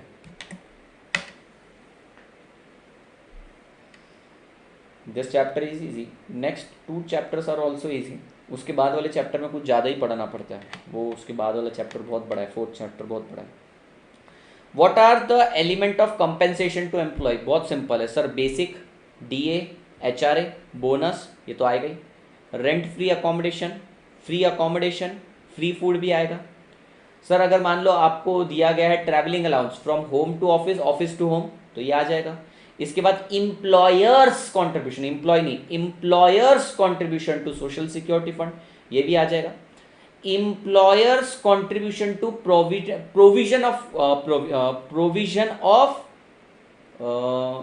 पेंशन, पेंशन की प्रोविजन भी आपकी सैलरी के अंदर ही आएगा, लेकिन पेंशन का एक्चुअल पेमेंट ट्रांसफर पेमेंट आएगा। तो 2 चीज़ों के बीच में डिस्टिंक्शन रखना है। तो सबसे पहले एक बार रीड कर लेते हैं, बेसिक सैलरीज वगैरह आती है, रेंट फ्री अकोमोडेशन यानी कि फ्री अकोमोडेशन, फ्री फूड भी आएगा इसके अंदर।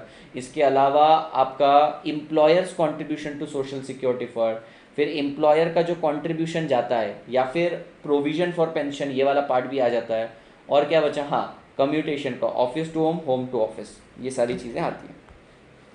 पढ़ते हैं सर क्या आएगा। Wages, salary in cash including bonus, DA, HRA, travelling allowance not to be considered if paid for office work, LTA, sick leave. तो भैया ये ब्रैकेट यहाँ पे खत्म हुआ, ये इंक्लूडेड है।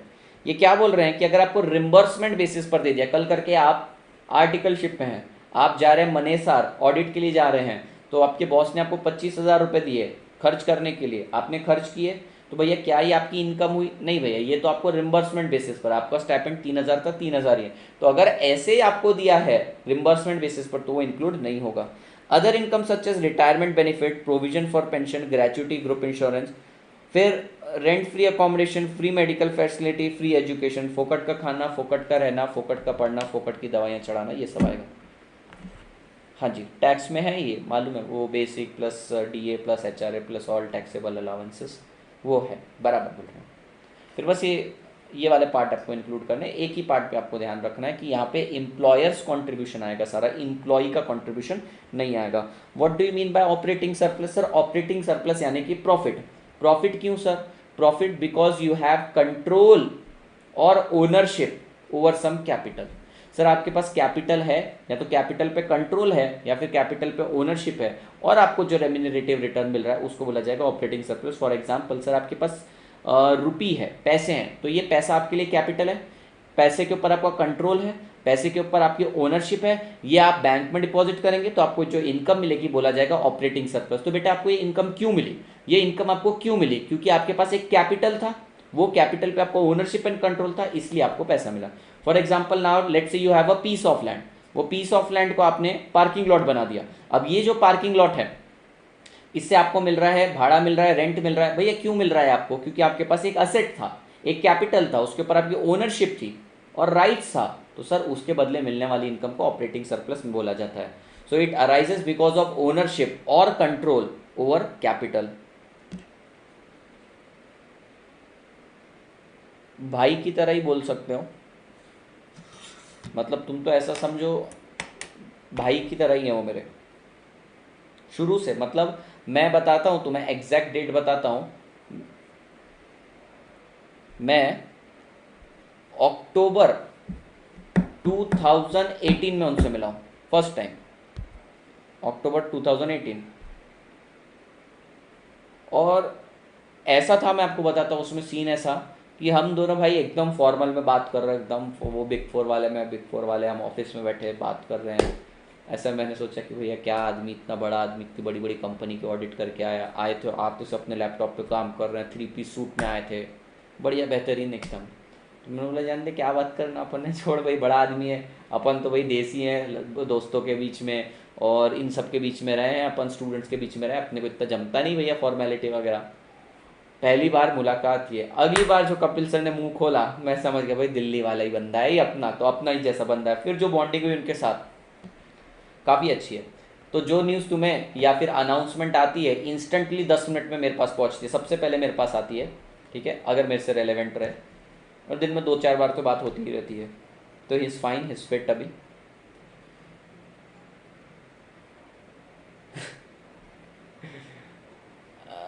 या सर KPMG में जी, KPMG में।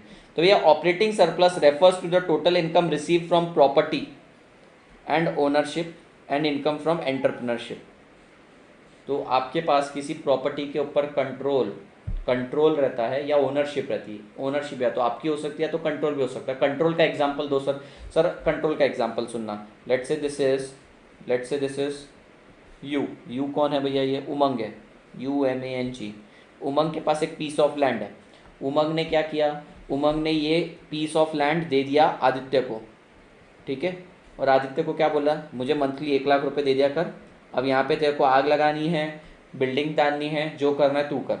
तो भैया अब क्या हो गया, मैंने इसको 1 लाख रुपए दे दिए, अब मैं यहाँ पे पार्किंग लॉट बना दिया। अब ये पार्किंग लॉट से मुझे किराया आ रहा है 1,50,000, ठीक है, मुझे किराया आ रहा है 1,50,000।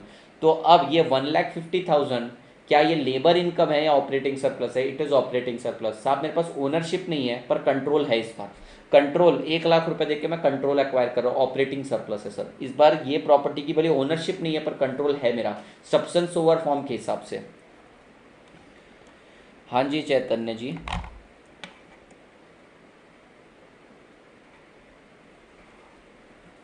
मेरे बेचारे सृष्टि को डांट दिया, क्रेजी आयुष ने डांट दिया।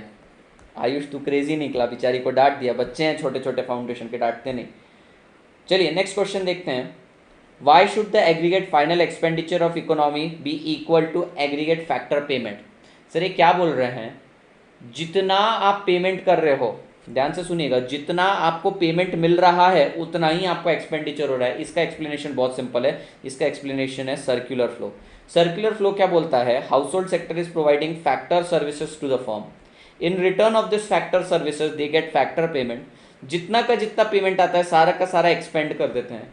तो यहाँ पर अगर ये क्वेश्चन आया, why should the aggregate final expenditure of economy equal to aggregate factor payment, तो जितना इनकम मिल रहा है उतना ही पेमेंट है, उतना ही एक्सपेंडिचर। ऐसा कब पॉसिबल है, जब आपकी इकोनॉमी टू सेक्टर इकोनॉमी है, यहाँ पे गवर्नमेंट नहीं है, यहाँ पे टैक्सेस नहीं है, यहाँ पे सेविंग्स नहीं है, जितना आ रहा है उतना तुम उड़ा रहे हो। तो भैया ये तभी पॉसिबल है कि आपका एक्सपेंडिचर और पेमेंट सेम है। अदरवाइज जनरली पेमेंट ज़्यादा रहता है, एक्सपेंडिचर कम रहता है आपका, क्योंकि आप सेविंग करते हैं। पढ़ते हैं, in a simplified economy it is assume that there is no tax, no import, no export, also whatever is received is fully spent on consumption, hence it is rightly said।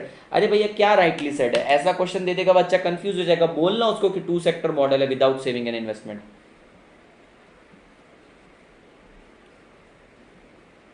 Umang is waiting for 1 lakh rupees rent. Umang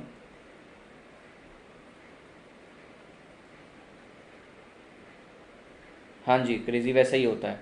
हाँ अब दिल्ली आऊँगा, अब दिल्ली आएंगे, दिल्ली में आना है। Actually now I am finding peace at my home. मैं किसी दिन लाइव सेशन लूँगा मेरे मोबाइल पे, मैं आप लोगों को घर दिखाऊंगा, मेरा घर मतलब मेरा ही रूम दिखाऊंगा। जस्ट ये कैमरा है ना बेटा, इस कैमरे के पीछे मेरा बिस्तर, और बिस्तर पे इतना पसारा पड़ा हुआ है, इतना पसारा पड़ा हुआ है, सारी बॉक्स बॉक्स चारों तरफ, कैमरा है, ये है वो है, ठीक है।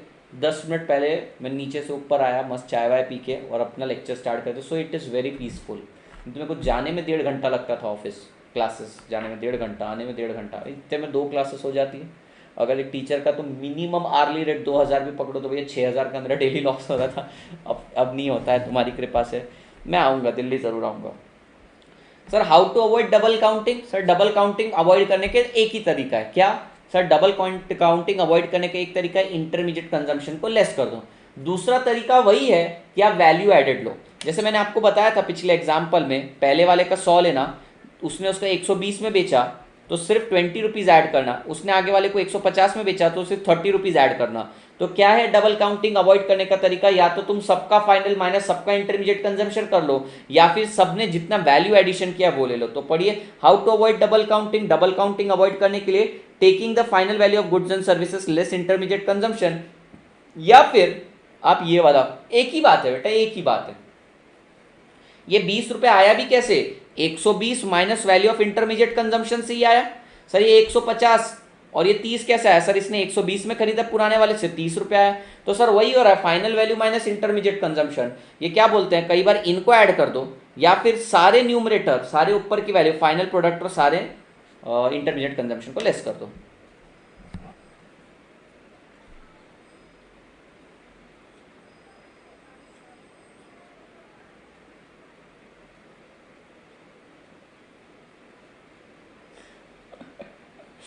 क्या बोला है विकास ने, लक्ष्मी नगर में पत्थर फेंकोगे लगेगा सीए स्टूडेंट पे, मैंने बहुत सुना है।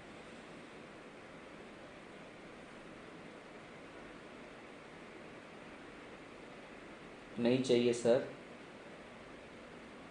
पंजाब आओ, हिमाचल लेके जाऊंगा। मोहित तेरी इच्छाएं समझ रहा हूं मैं। सर क्या मैं एक काम कर सकता हूँ, क्या करो ना भैया?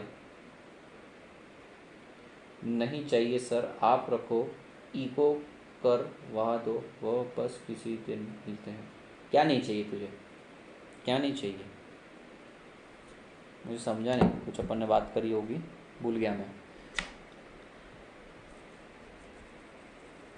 डन छे। What do you understand by factor income? तो अभी हम बहुत बार पढ़ रहे थे भैया कि फैक्टर सर्विस प्रोवाइड कर रहे हैं, उसके बाद फैक्टर इनकम मिल रहे थे। फैक्टर इनकम क्या है? Factor income means income received by factor of production in the form of rent, wages, interest and profit, that's it.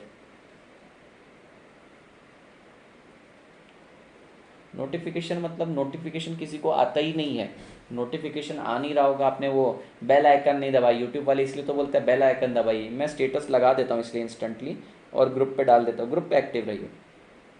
और मेरी आप लोगों से एक दरख्वास्त है, एक दरख्वास्त है मेरे साथ, दरख्वास्त करता हूँ मैं। दरख्वास्त ये है कि अभी जितने भी फुकट के ग्रुप है ना, ये नोट्स वो नोट्स, तो फुकट के कंटेंट डाल रहे हैं, वो सिर्फ कंफ्यूज कर रहे हैं। फ्री टेस्ट सीरीज हर 10 मिनट में अपने बाकी के चैनल की लिस्ट बना रहे हैं। भैया बहुत बड़ा स्कैम है इनके पीछे, मैं आपको बताऊंगा, तो इसके पीछे दिमाग मत लगाओ। मैं तो 1 रुपये का पेड प्रमोशन नहीं करता हूँ।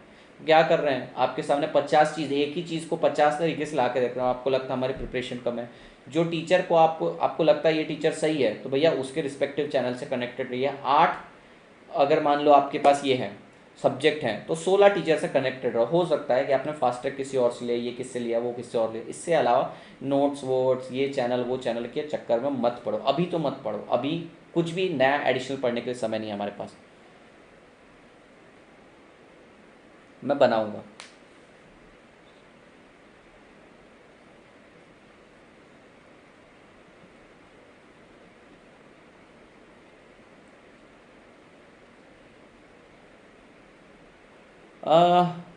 नहीं वो जाएगा नहीं, actually it's not like salary वाला रिलेशन नहीं होता। इट्स लाइक क्या बोल सकते हैं, कॉन्ट्रैक्चुअल रिलेशनशिप रहता है। तो भैया टर्म्स खत्म हो गए, कॉन्ट्रैक्ट खत्म हो गए, then we can leave, it's something like that. तो वो तो होता ही है।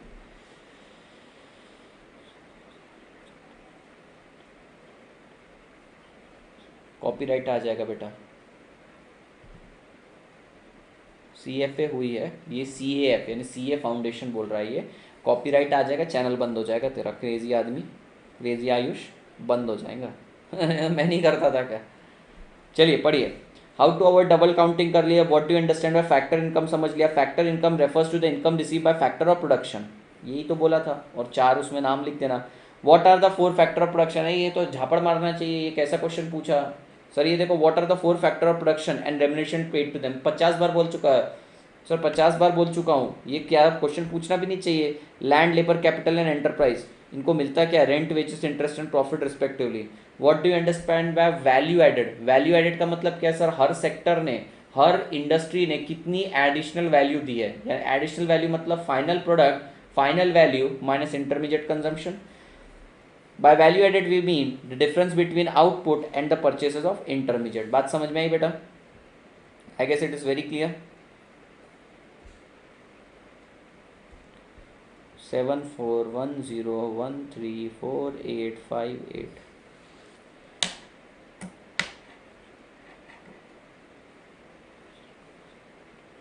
पता नहीं, मेरे को आइडिया नहीं रंजीत, ना ही Vikas, I don't have any clue, I am clueless कि एग्जाम आगे बढ़ेगी या नहीं होगी। आप छोड़ दीजिए, वो अपने हाथ में नहीं है। It is a macro factor, it is going to affect. Sir हम उस नाव में सवार है जिसमें छेद है, लेकिन सब डूबेंगे सर। अकेला जैक नहीं डूबेगा इस बार, सब डूबेंगे इस बार, रोज भी डूबेगी। आइए सर, ये तो समझ में।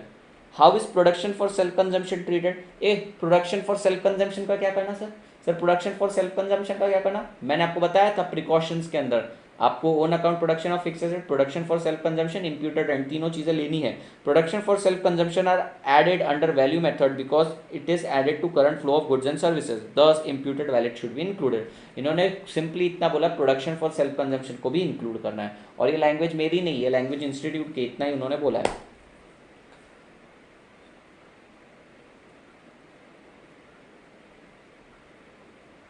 वो मेरे को आइडिया नहीं। क्रेजी आयुष, लंबे कॉपीराइट बैठेंगे, लंबे, खतरनाक।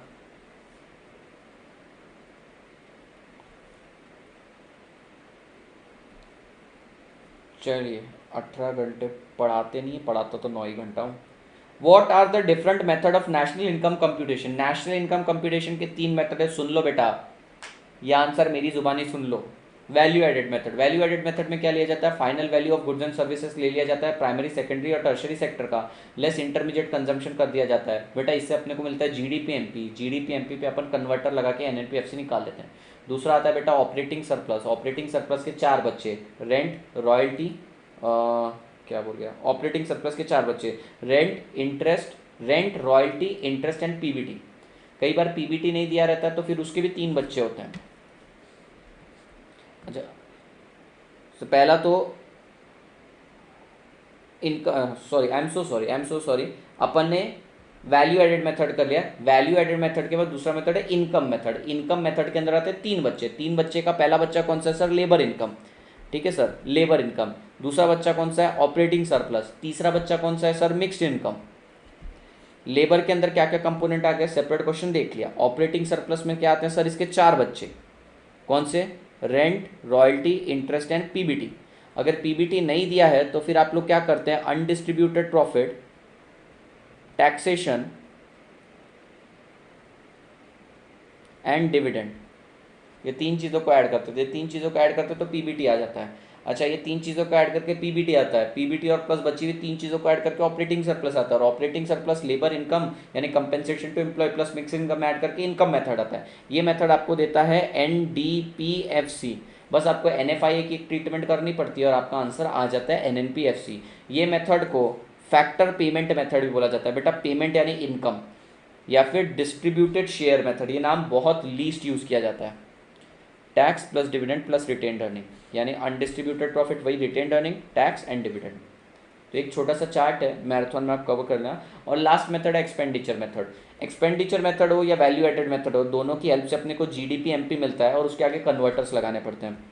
एक्सपेंडिचर मेथड में क्या होता है बेटा, एक्सपेंडिचर में C plus I plus G, C plus I plus G plus X minus M लेना पड़ता है। Where C stands for private final consumption expenditure, private sector द्वारा किया गया खर्चा, ठीक है, हाउस होल्ड सेक्टर द्वारा कंजम्पशन के माध्यम से किया गया खर्चा। I stands for investment expenditure, investment expenditure में ग्रॉस कैपिटल फॉर्मेशन यानी fixed asset at their gross value, inventory formation, changes in inventory, residential investment, पूरा का पूरा चार्ट है मैराथन के अंदर कवर करवाया, वो देखेंगे। Then government expenditure and net export, net export means X minus M, इसको नेट एक्सपोर्ट भी बोला जाता है। एम माइनस एक्स को नेट इम्पोर्ट भी बोला जाता है, कई बार ट्रेड डेफिसिट वर्ड भी यूज किया जाता है। तो ये 3 मेथड हैं आपके।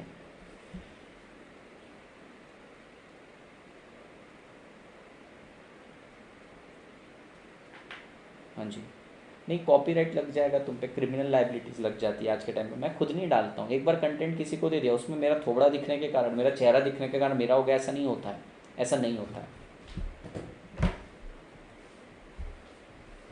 लंबे क्लेम जाते हैं, और क्लेम पता है कैसे पता चलते हैं। अभी मैं रिसेंटली यूट्यूब पे वर्क कर रहा था, तो तुमने वीडियो अपलोड किया और उधर कॉपीराइट स्ट्राइक आ जाएगी, पता चल गया, रिपोर्ट कर दे, चैनल बैन हो जाता है। मत करना मस्ती, कुछ नहीं।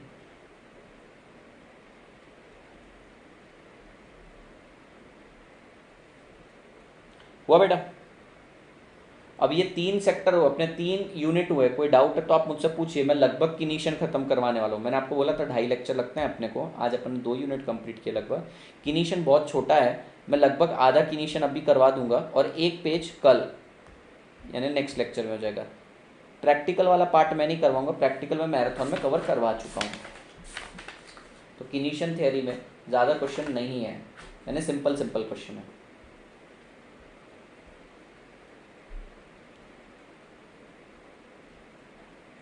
अब तक कोई डाउट है तो पूछिए।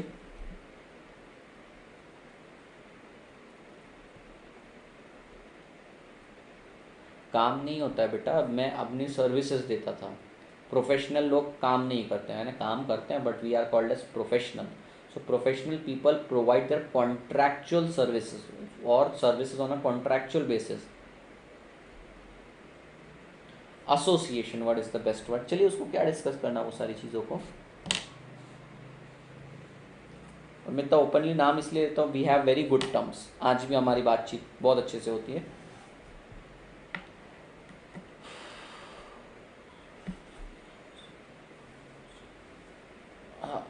इको, बीसी के strategic management, financial management, costing and economics. Costing भी पढ़ाता हूँ मैं, कॉस्टिंग की पेन ड्राइव आपको मिल जाएगी शायद। जब तक आप ये लेक्चर देख रहे होंगे कुछ महीनों बाद आपको पेन ड्राइव वापस से मिल जाएगी, पेन ड्राइव अवेलेबल हो जाएगी। और स्ट्रैटेजिक मैनेजमेंट, सीएमए को भी पढ़ाता हूँ मैं। कुल मिला के 9 या फिर 11 सब्जेक्ट पढ़ा रहा हूँ, मैंने भी काउंट नहीं किया। I teach for 11th also, I teach for 12th, CA Inter, CA Foundation, then CSET, CMA Foundation, CMA Inter, CS executive के अंदर FMSM। तो बहुत बड़ा पोर्टफोलियो है मेरा सब्जेक्ट का। कल जितने भी आप लोगों की क्वेरीज थी, पहले तो उसका डिस्कशन, फिर चैप्टर नंबर 7 और 8 के बारे में बात करेंगे अपन। 7 और 8, 7, 8, 9 के बारे में बात करेंगे। उसमें ज़्यादा तकलीफ नहीं है, आपको 2-3 चीज़ें सिखानी है बस।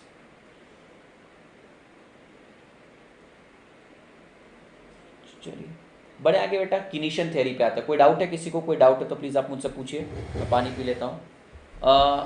Capital budgeting, risk analysis in capital budgeting and dividend decision.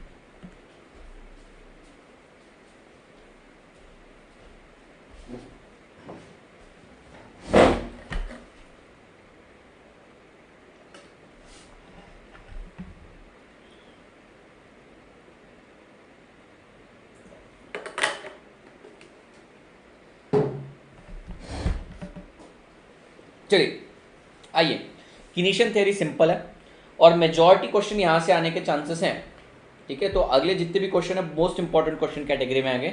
आइए सर किनीशियन थ्योरी के अंदर आते हैं। किनीशियन थ्योरी ऑफ इनकम डिटर्मिनेशन का एक सुपर्ब तरीके से मैंने आपको सारे के सारे जितने क्वेश्चन है ना, ये सारे के सारे क्वेश्चन मैंने आपको ऑलरेडी मैराथन में कवर करवा दिए। मैंने वो किनीशियन थ्योरी में छोड़ता नहीं हूँ कभी। किनीशियन थ्योरी का डेरिवेशन के बाद उसका एप्लीकेशन के बाद क्वेश्चन आंसर लर्न करवा दिया वहाँ पे, वो देख लीजिएगा। I sir Keynesian theory of income determination के हिसाब से आपसे पूछा जाएगा determine equilibrium output. Simple sense में लिखना है, as per Keynesian theory of income determination equilibrium output occurs when demand is equals to supply. Demand की जगह इन्होंने वर्ड यूज कर दिया एग्रीगेट डिमांड और सप्लाई की जगह इन्होंने वर्ड यूज कर दिया आउटपुट प्रोड्यूस, ठीक है। तो इन्होंने बोल दिया equilibrium output occurs when aggregate demand in an economy is equal to aggregate demand in an economy is equal to the production in an economy.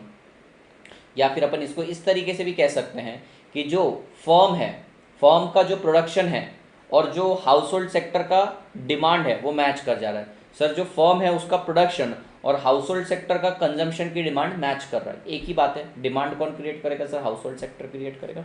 आगे पढ़ते हैं, equilibrium output occurs when the desired amount, underline करिएगा जितना words को मैं कर रहा हूँ, output by all agents of economy is equals to amount of the production. In another word, the economy is said to be in equilibrium when production plan of the firm is equals to expenditure of household। भैया मैंने same चीज़ आपको बोली यहाँ पे, aggregate demand and production, और यहाँ पे बोला फर्म का प्रोडक्शन और इन लोगों का एक्सपेंडिचर मैच कर रहा है, कंजम्पशन मैच कर रहा है।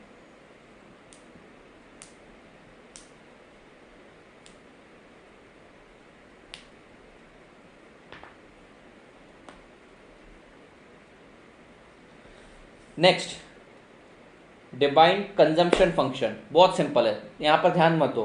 कंजम्पशन फंक्शन मतलब क्या होता है? रिलेशन होता है। Sir consumption function is a functional relationship between your income and your consumption. Sir consumption function का मतलब क्या होता है? फंक्शन का मतलब रिलेशन होता है। सर ये एक रिलेशन है किसका? सर ये फंक्शन यानी रिलेशन है किसका? कंजम्पशन का और इनकम का। तो अब मैं देखो इसको और मॉडिफाइड और ड्राफ्टेड लैंग्वेज में बोलता हूं।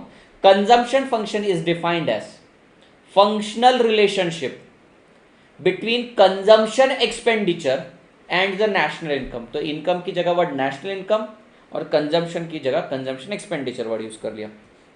पढ़िए, और यहाँ पे इसको मैथमेटिकली लिखा जाता है C consumption is equals to function of Y. Sir ये फंक्शन है इनकम का।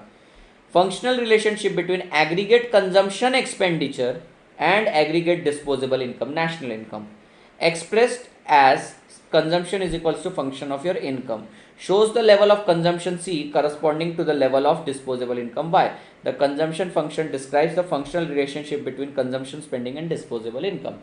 तो भैया हम तो नेशन के लेवल पे पढ़ रहे इसलिए मैंने नेशनल वर्ड यूज़ किया। एक वर्ड आप इसमें डेफिनेटली मिस आउट हो गया मुझसे, डिस्पोजेबल, क्योंकि सर अपन कंजम्पशन उसी चीज़ का कर सकते हैं, उतनी ही इनकम कंज्यूम कर सकते हैं जितनी अपने पास डिस्पोजेबल इनकम है।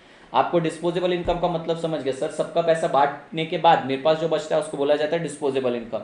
तो consumption function is the functional relationship between consumption expenditure and your disposable income, और नेशन के लेवल पे नेशनल इनकम वर्ड यूज किया जाता है। आगे बढ़ते हैं बेटा।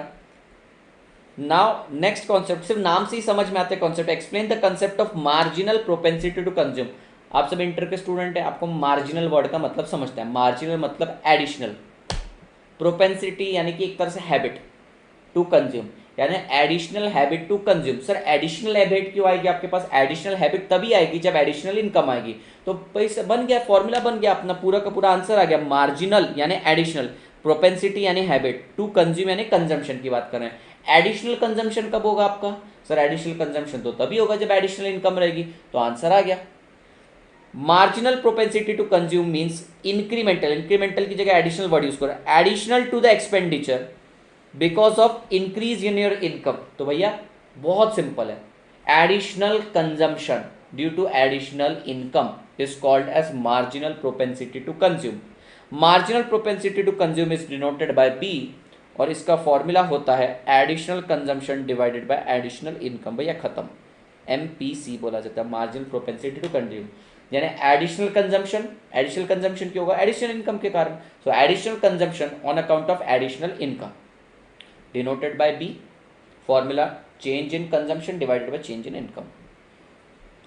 हाँ, हर चैप्टर के एंड के बाद दे रखा है। कुछ बुक्स के अंदर पूरे के पूरे 4 चैप्टर होने के बाद क्वेश्चन बैंक है, कुछ बुक के अंदर एक चैप्टर होने के बाद उसका क्वेश्चन बैंक दिया, which is far superior thing, मतलब मज़ा आता है स्टूडेंट को वो करने में।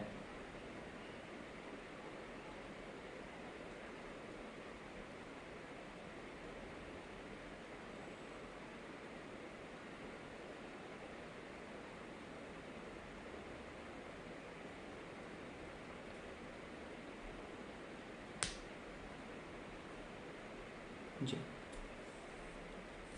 बढ़े आगे बेटा, बढ़े आगे। क्लियर हुआ सर? इक्विलिब्रियम आउटपुट, मैं फालतू की चीज़ें मिटा देता हूँ।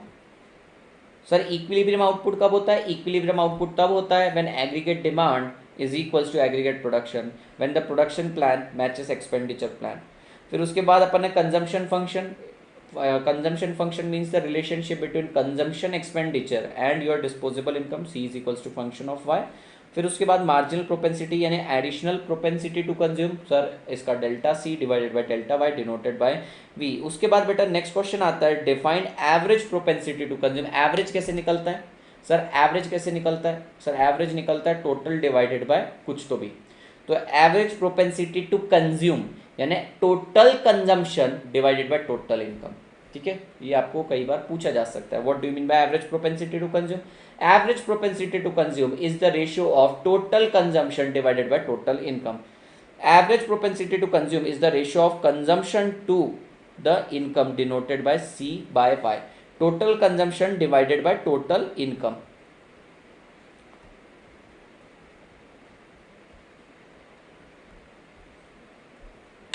बात क्लियर हुई? इतना छोटा हिस्सा था, मैंने बोला है चैप्टर इजी है। ये चैप्टर क्या, सारे के सारे चैप्टर इजी, एक बार टीचर इसको गो थ्रू करवा दे तो सारी चीज़ें इजी जाती है अपने को।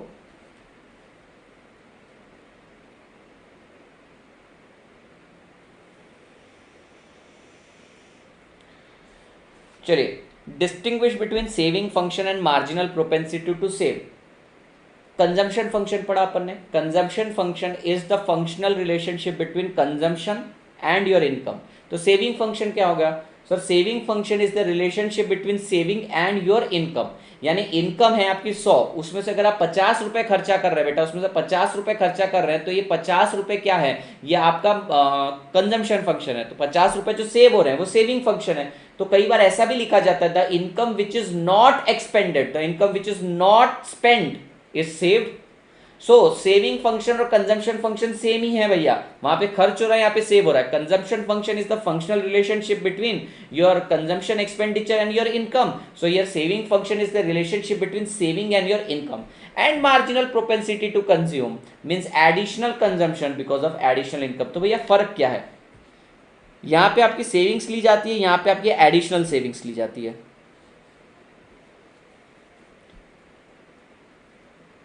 Sorry, marginal propensity to save. Marginal propensity to save means additional saving due to additional income.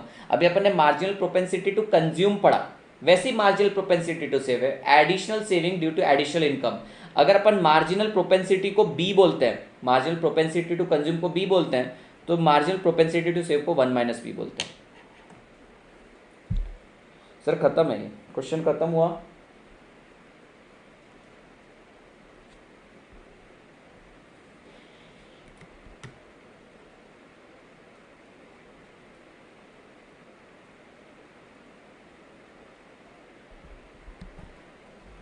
Latest news, Mumbai police arrest 2 channel owners for manipulating TRP to investigate public TV.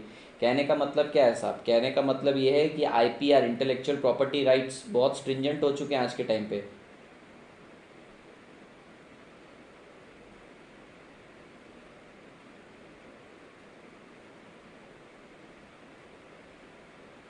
IPR बहुत stringent है, कोशिश भी मत करना, फ़ायदे से ज़्यादा नुकसान होता है। बेटा एक बात बताता हूँ, दूसरे का सिंदूर लगाने से सिंदूर तो तुम्हारा हो गया, पति तुम्हारा नहीं होगा। जैसे तुम लोग सिंदूर नहीं लगाओगे लड़के लोग, मैं बता रहा हूँ जस्ट एक एग्जांपल। किसी के सिंदूर से उसका सुहाग तुम्हारा नहीं हो जाएगा। किसी की मेहनत पे अपन एम्पायर नहीं बना पाएंगे, तो नहीं यूज़ कर सकते आप। मैं डरा नहीं रहा हूँ, बता रहा हूँ कि कोशिश भी मत करना, तकलीफ हो जाएगी तुमको। मुझे फ़र्क नहीं पड़ता, मैंने तो पब्लिक डोमेन में दे रखी है चीज़ें, मुझे फ़र्क नहीं पड़ता।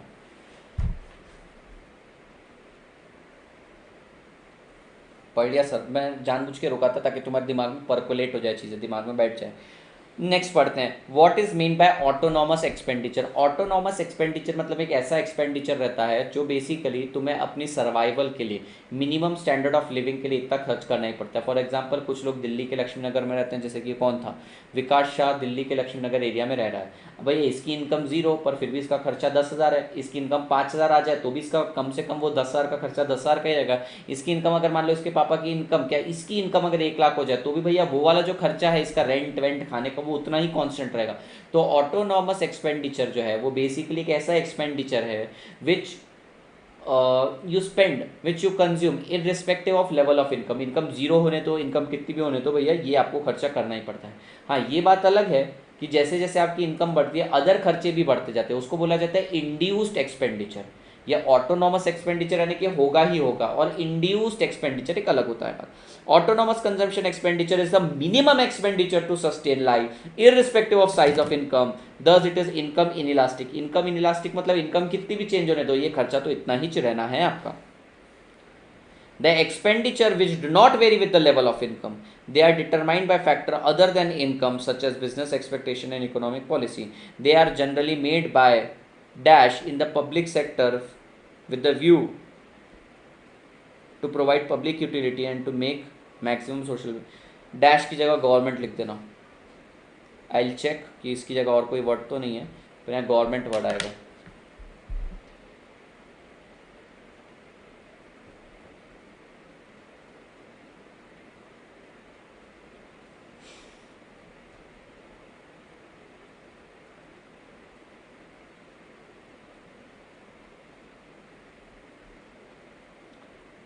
पढ़ो बेटा, वहाँ गवर्नमेंट लिख लो।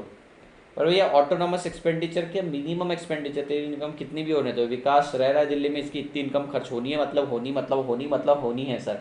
अगर ये इनकम नहीं होनी, ये खर्चा नहीं होनी, तो भैया अनहोनी हो जाएगी, यानी कि भैया जिंदा नहीं रह पाएगा। इंसान को खाने पीने रहने के लिए, टॉक टाइम के लिए पैसा चाहिए रहता है, और विकास को तो 2 लोगों का टॉक टाइम डालना पड़ता है, खुद का भी और एक सामने वाली का भी डलवा के देना पड़ता होगा मंथली रिचार्ज। तो भैया विकास के कुछ खर्चे ऑटोनॉमस एक्सपेंडिचर है। पढ़ते हैं साहब, इसमें इन्होंने कुछ 2-4 लाइन ऐसे लिख रखी है जो आपको नहीं समझ में आएगी, मुश्किल है समझना। They are determined by factor other than income such as business expectation and economic policy. कहने का मतलब तात्पर्य ये है साहब कि बिजनेस चले ना चले, इकोनॉमी कैसी भी चले, ठीक है, ये वाला खर्चा तो होना ही होना है। ठीक है, ये वाला ऑटोनॉमस खर्चा आपका होना ही होना है।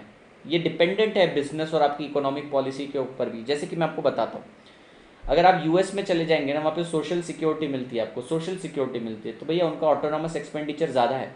उन्होंने अपनी लाइफस्टाइल को क्यों एनहांस करके रखा है? क्योंकि उनकी इकोनॉमिक पॉलिसी वैसी है कि उनको सोशल सिक्योरिटी के नाम पे कुछ तो भी बेरोजगारी भत्ता वगैरह ये सारी चीज़ें अच्छे से मिलती है।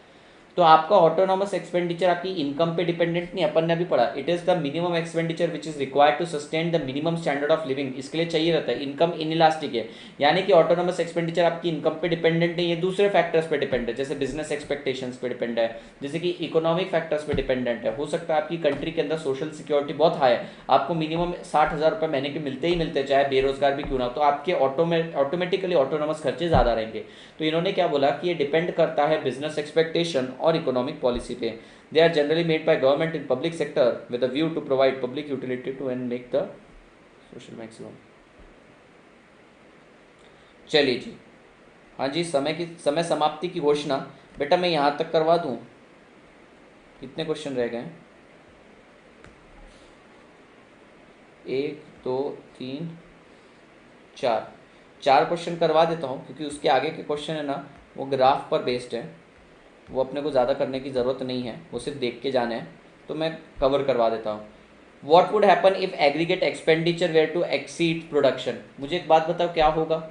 मेरे को एक बात बताना ज़रा, ये बहुत ही हाई लेवल थिंकिंग का क्वेश्चन है, 5 मिनट लूँगा बेटा, बस 5 मिनट ऊपर लूँगा। मुझे एक बात बताइएगा आप, अगर मान लो इकोनॉमी के अंदर एक्सपेंडिचर ज़्यादा है, प्रोडक्शन कम है, यानी भैया सप्लाई साइड कम है, सप्लाई कम है और डिमांड ज़्यादा है। सर एक्सपेंडिचर ज़्यादा हो रहा है, सर लोग खर्च ज़्यादा करने के लिए रेडी हैं, लेकिन सर सप्लाई साइड यानी प्रोडक्शन कम हो रहा है, क्या होगा ऐसे समय? सर अगर मान लो प्रोडक्शन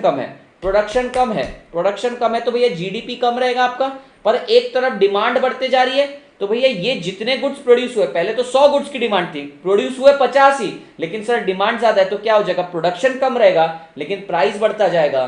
प्राइस बढ़ने से कारण क्या होगा सर? ये होगा डिमांड पुल इन्फ्लेशन हो जाएगा। डिमांड पुल इन्फ्लेशन एक होता है कॉस्ट पुश इन्फ्लेशन, यानी फैक्टर ऑफ प्रोडक्शन की कॉस्ट बढ़ रही है, अपन पढ़ेंगे चैप्टर नंबर 3 के अंदर अपन पढ़ेंगे। मैं थोड़ा सरप्राइज था उन्होंने क्वेश्चन यहाँ पे क्यों डाल दिया, पर पढ़िए इसे एक बार, फटाफट पढ़ लीजिए, 2 मिनट दीजिए मुझे बस।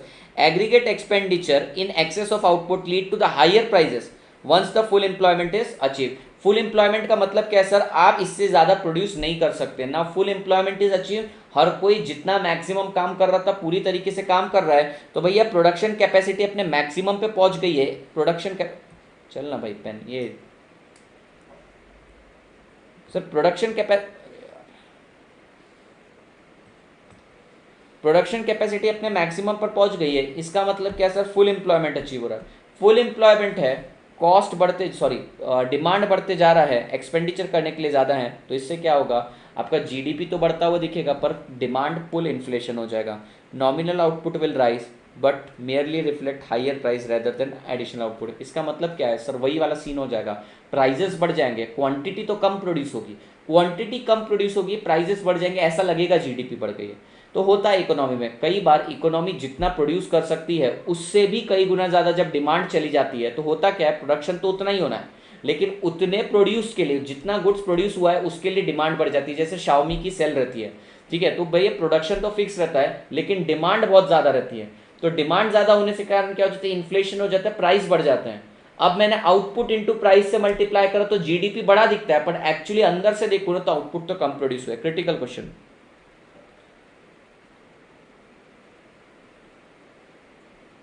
ग्राफ 1-2 बार ही आए हैं, लेकिन वो ग्राफ इतना सिंपल है ना, सिर्फ लाइन ड्रॉ करनी है, एक्सप्लेनेशन में दूंगा।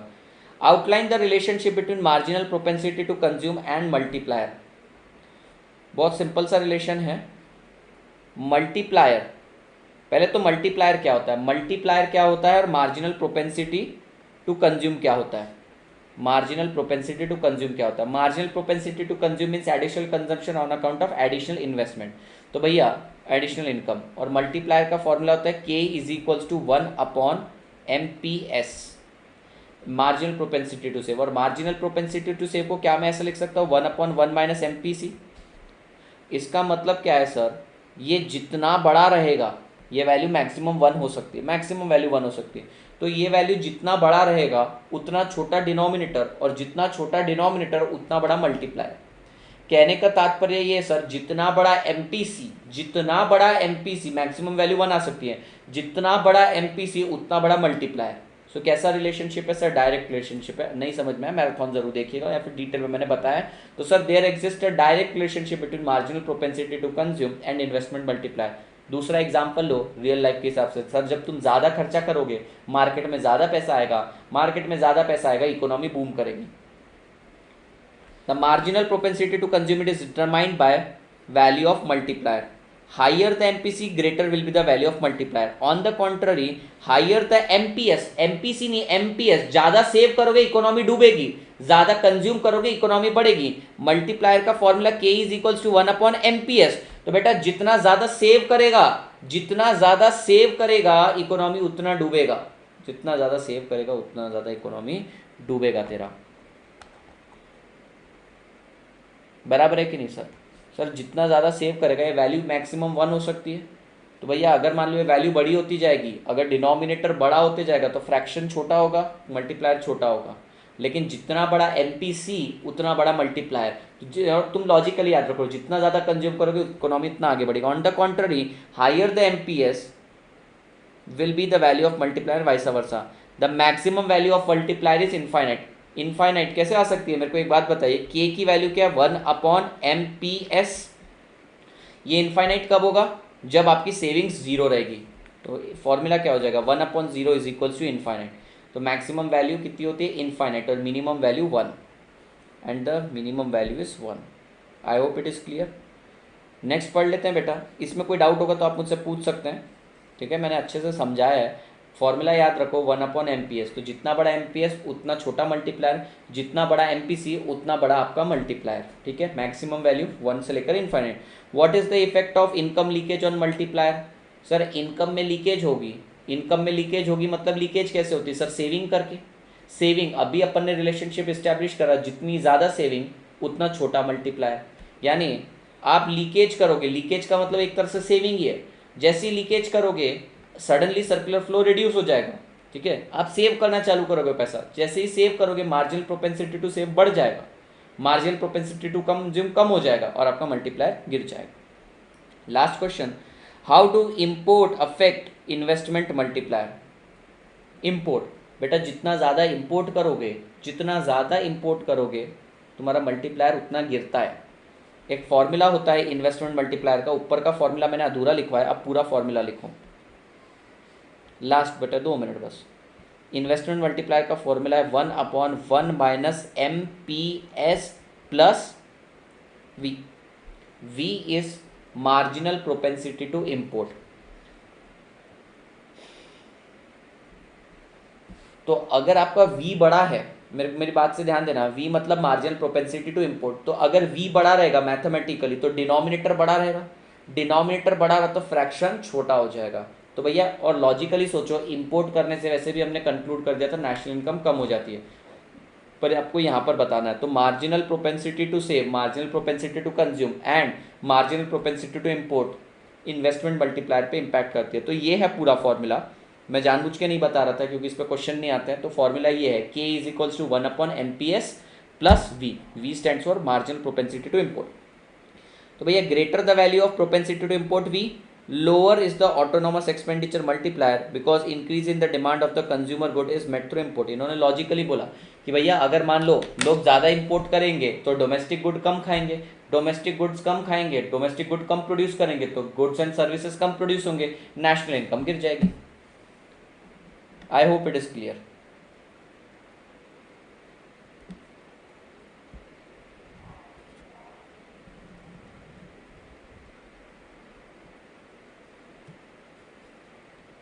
ठीक है, marginal propensity to consume, marginal propensity to save, consumption function, savings function, then average propensity to consume, equilibrium, relationship of investment multiplier and marginal propensity to save, investment multiplier यानी कि K और marginal propensity to consume और import क्या marginal propensity to import V। तो ये भैया ये 9-10 concept हैं, इसी के ऊपर से कम 3 मार्क्स का एक आधा क्वेश्चन आएगा ही आएगा। 3 मार्क्स का क्वेश्चन आएगा, बचे हुए चैप्टर में से भी बहुत कुछ क्वेश्चन आएंगे और 8 मार्क्स का प्रैक्टिकल आ जाएगा। अब कल मैं आपको, कल यानी कि हमारे नेक्स्ट लेक्चर में आपको 1 2 3 4 5 क्वेश्चन करवाने, ठीक है? 5 क्वेश्चन मतलब आधे घंटे में हो जाएगा। तो मैंने आपको जैसे बोला था करीब करीब 3.5 घंटे में अपन ने क्वेश्चन बैंक का चैप्टर नंबर 1 रिकॉर्ड कर दिया है, ठीक है जी?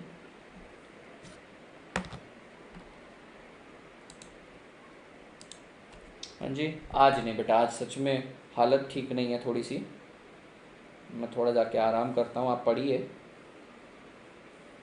थोड़ा सा आराम करता हूँ मैं, है ना? चलिए मिलते हैं सर, है ना?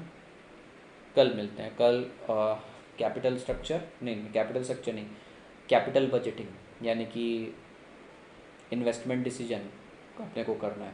Capital budgeting, risk analysis in capital budgeting और डिविडेंड, ये 3 कर लेंगे। डिविडेंड के अंदर एक क्लैरिफिकेशन आया है, मैं आपको वो सिखाऊंगा। कैपिटल बजटिंग के अंदर अपॉर्चुनिटी कॉस्ट वाला जो कॉन्सेप्ट है स्टूडेंट जिसमें कंफ्यूज हो रहा है वो वाला बताऊंगा, और लीजिंग के टाइप के क्वेश्चन करवाऊंगा। तो कल का सेशन थोड़ा छोटा ही रहेगा अपना। चलिए bye bye, take care, tata, miss you, see you all.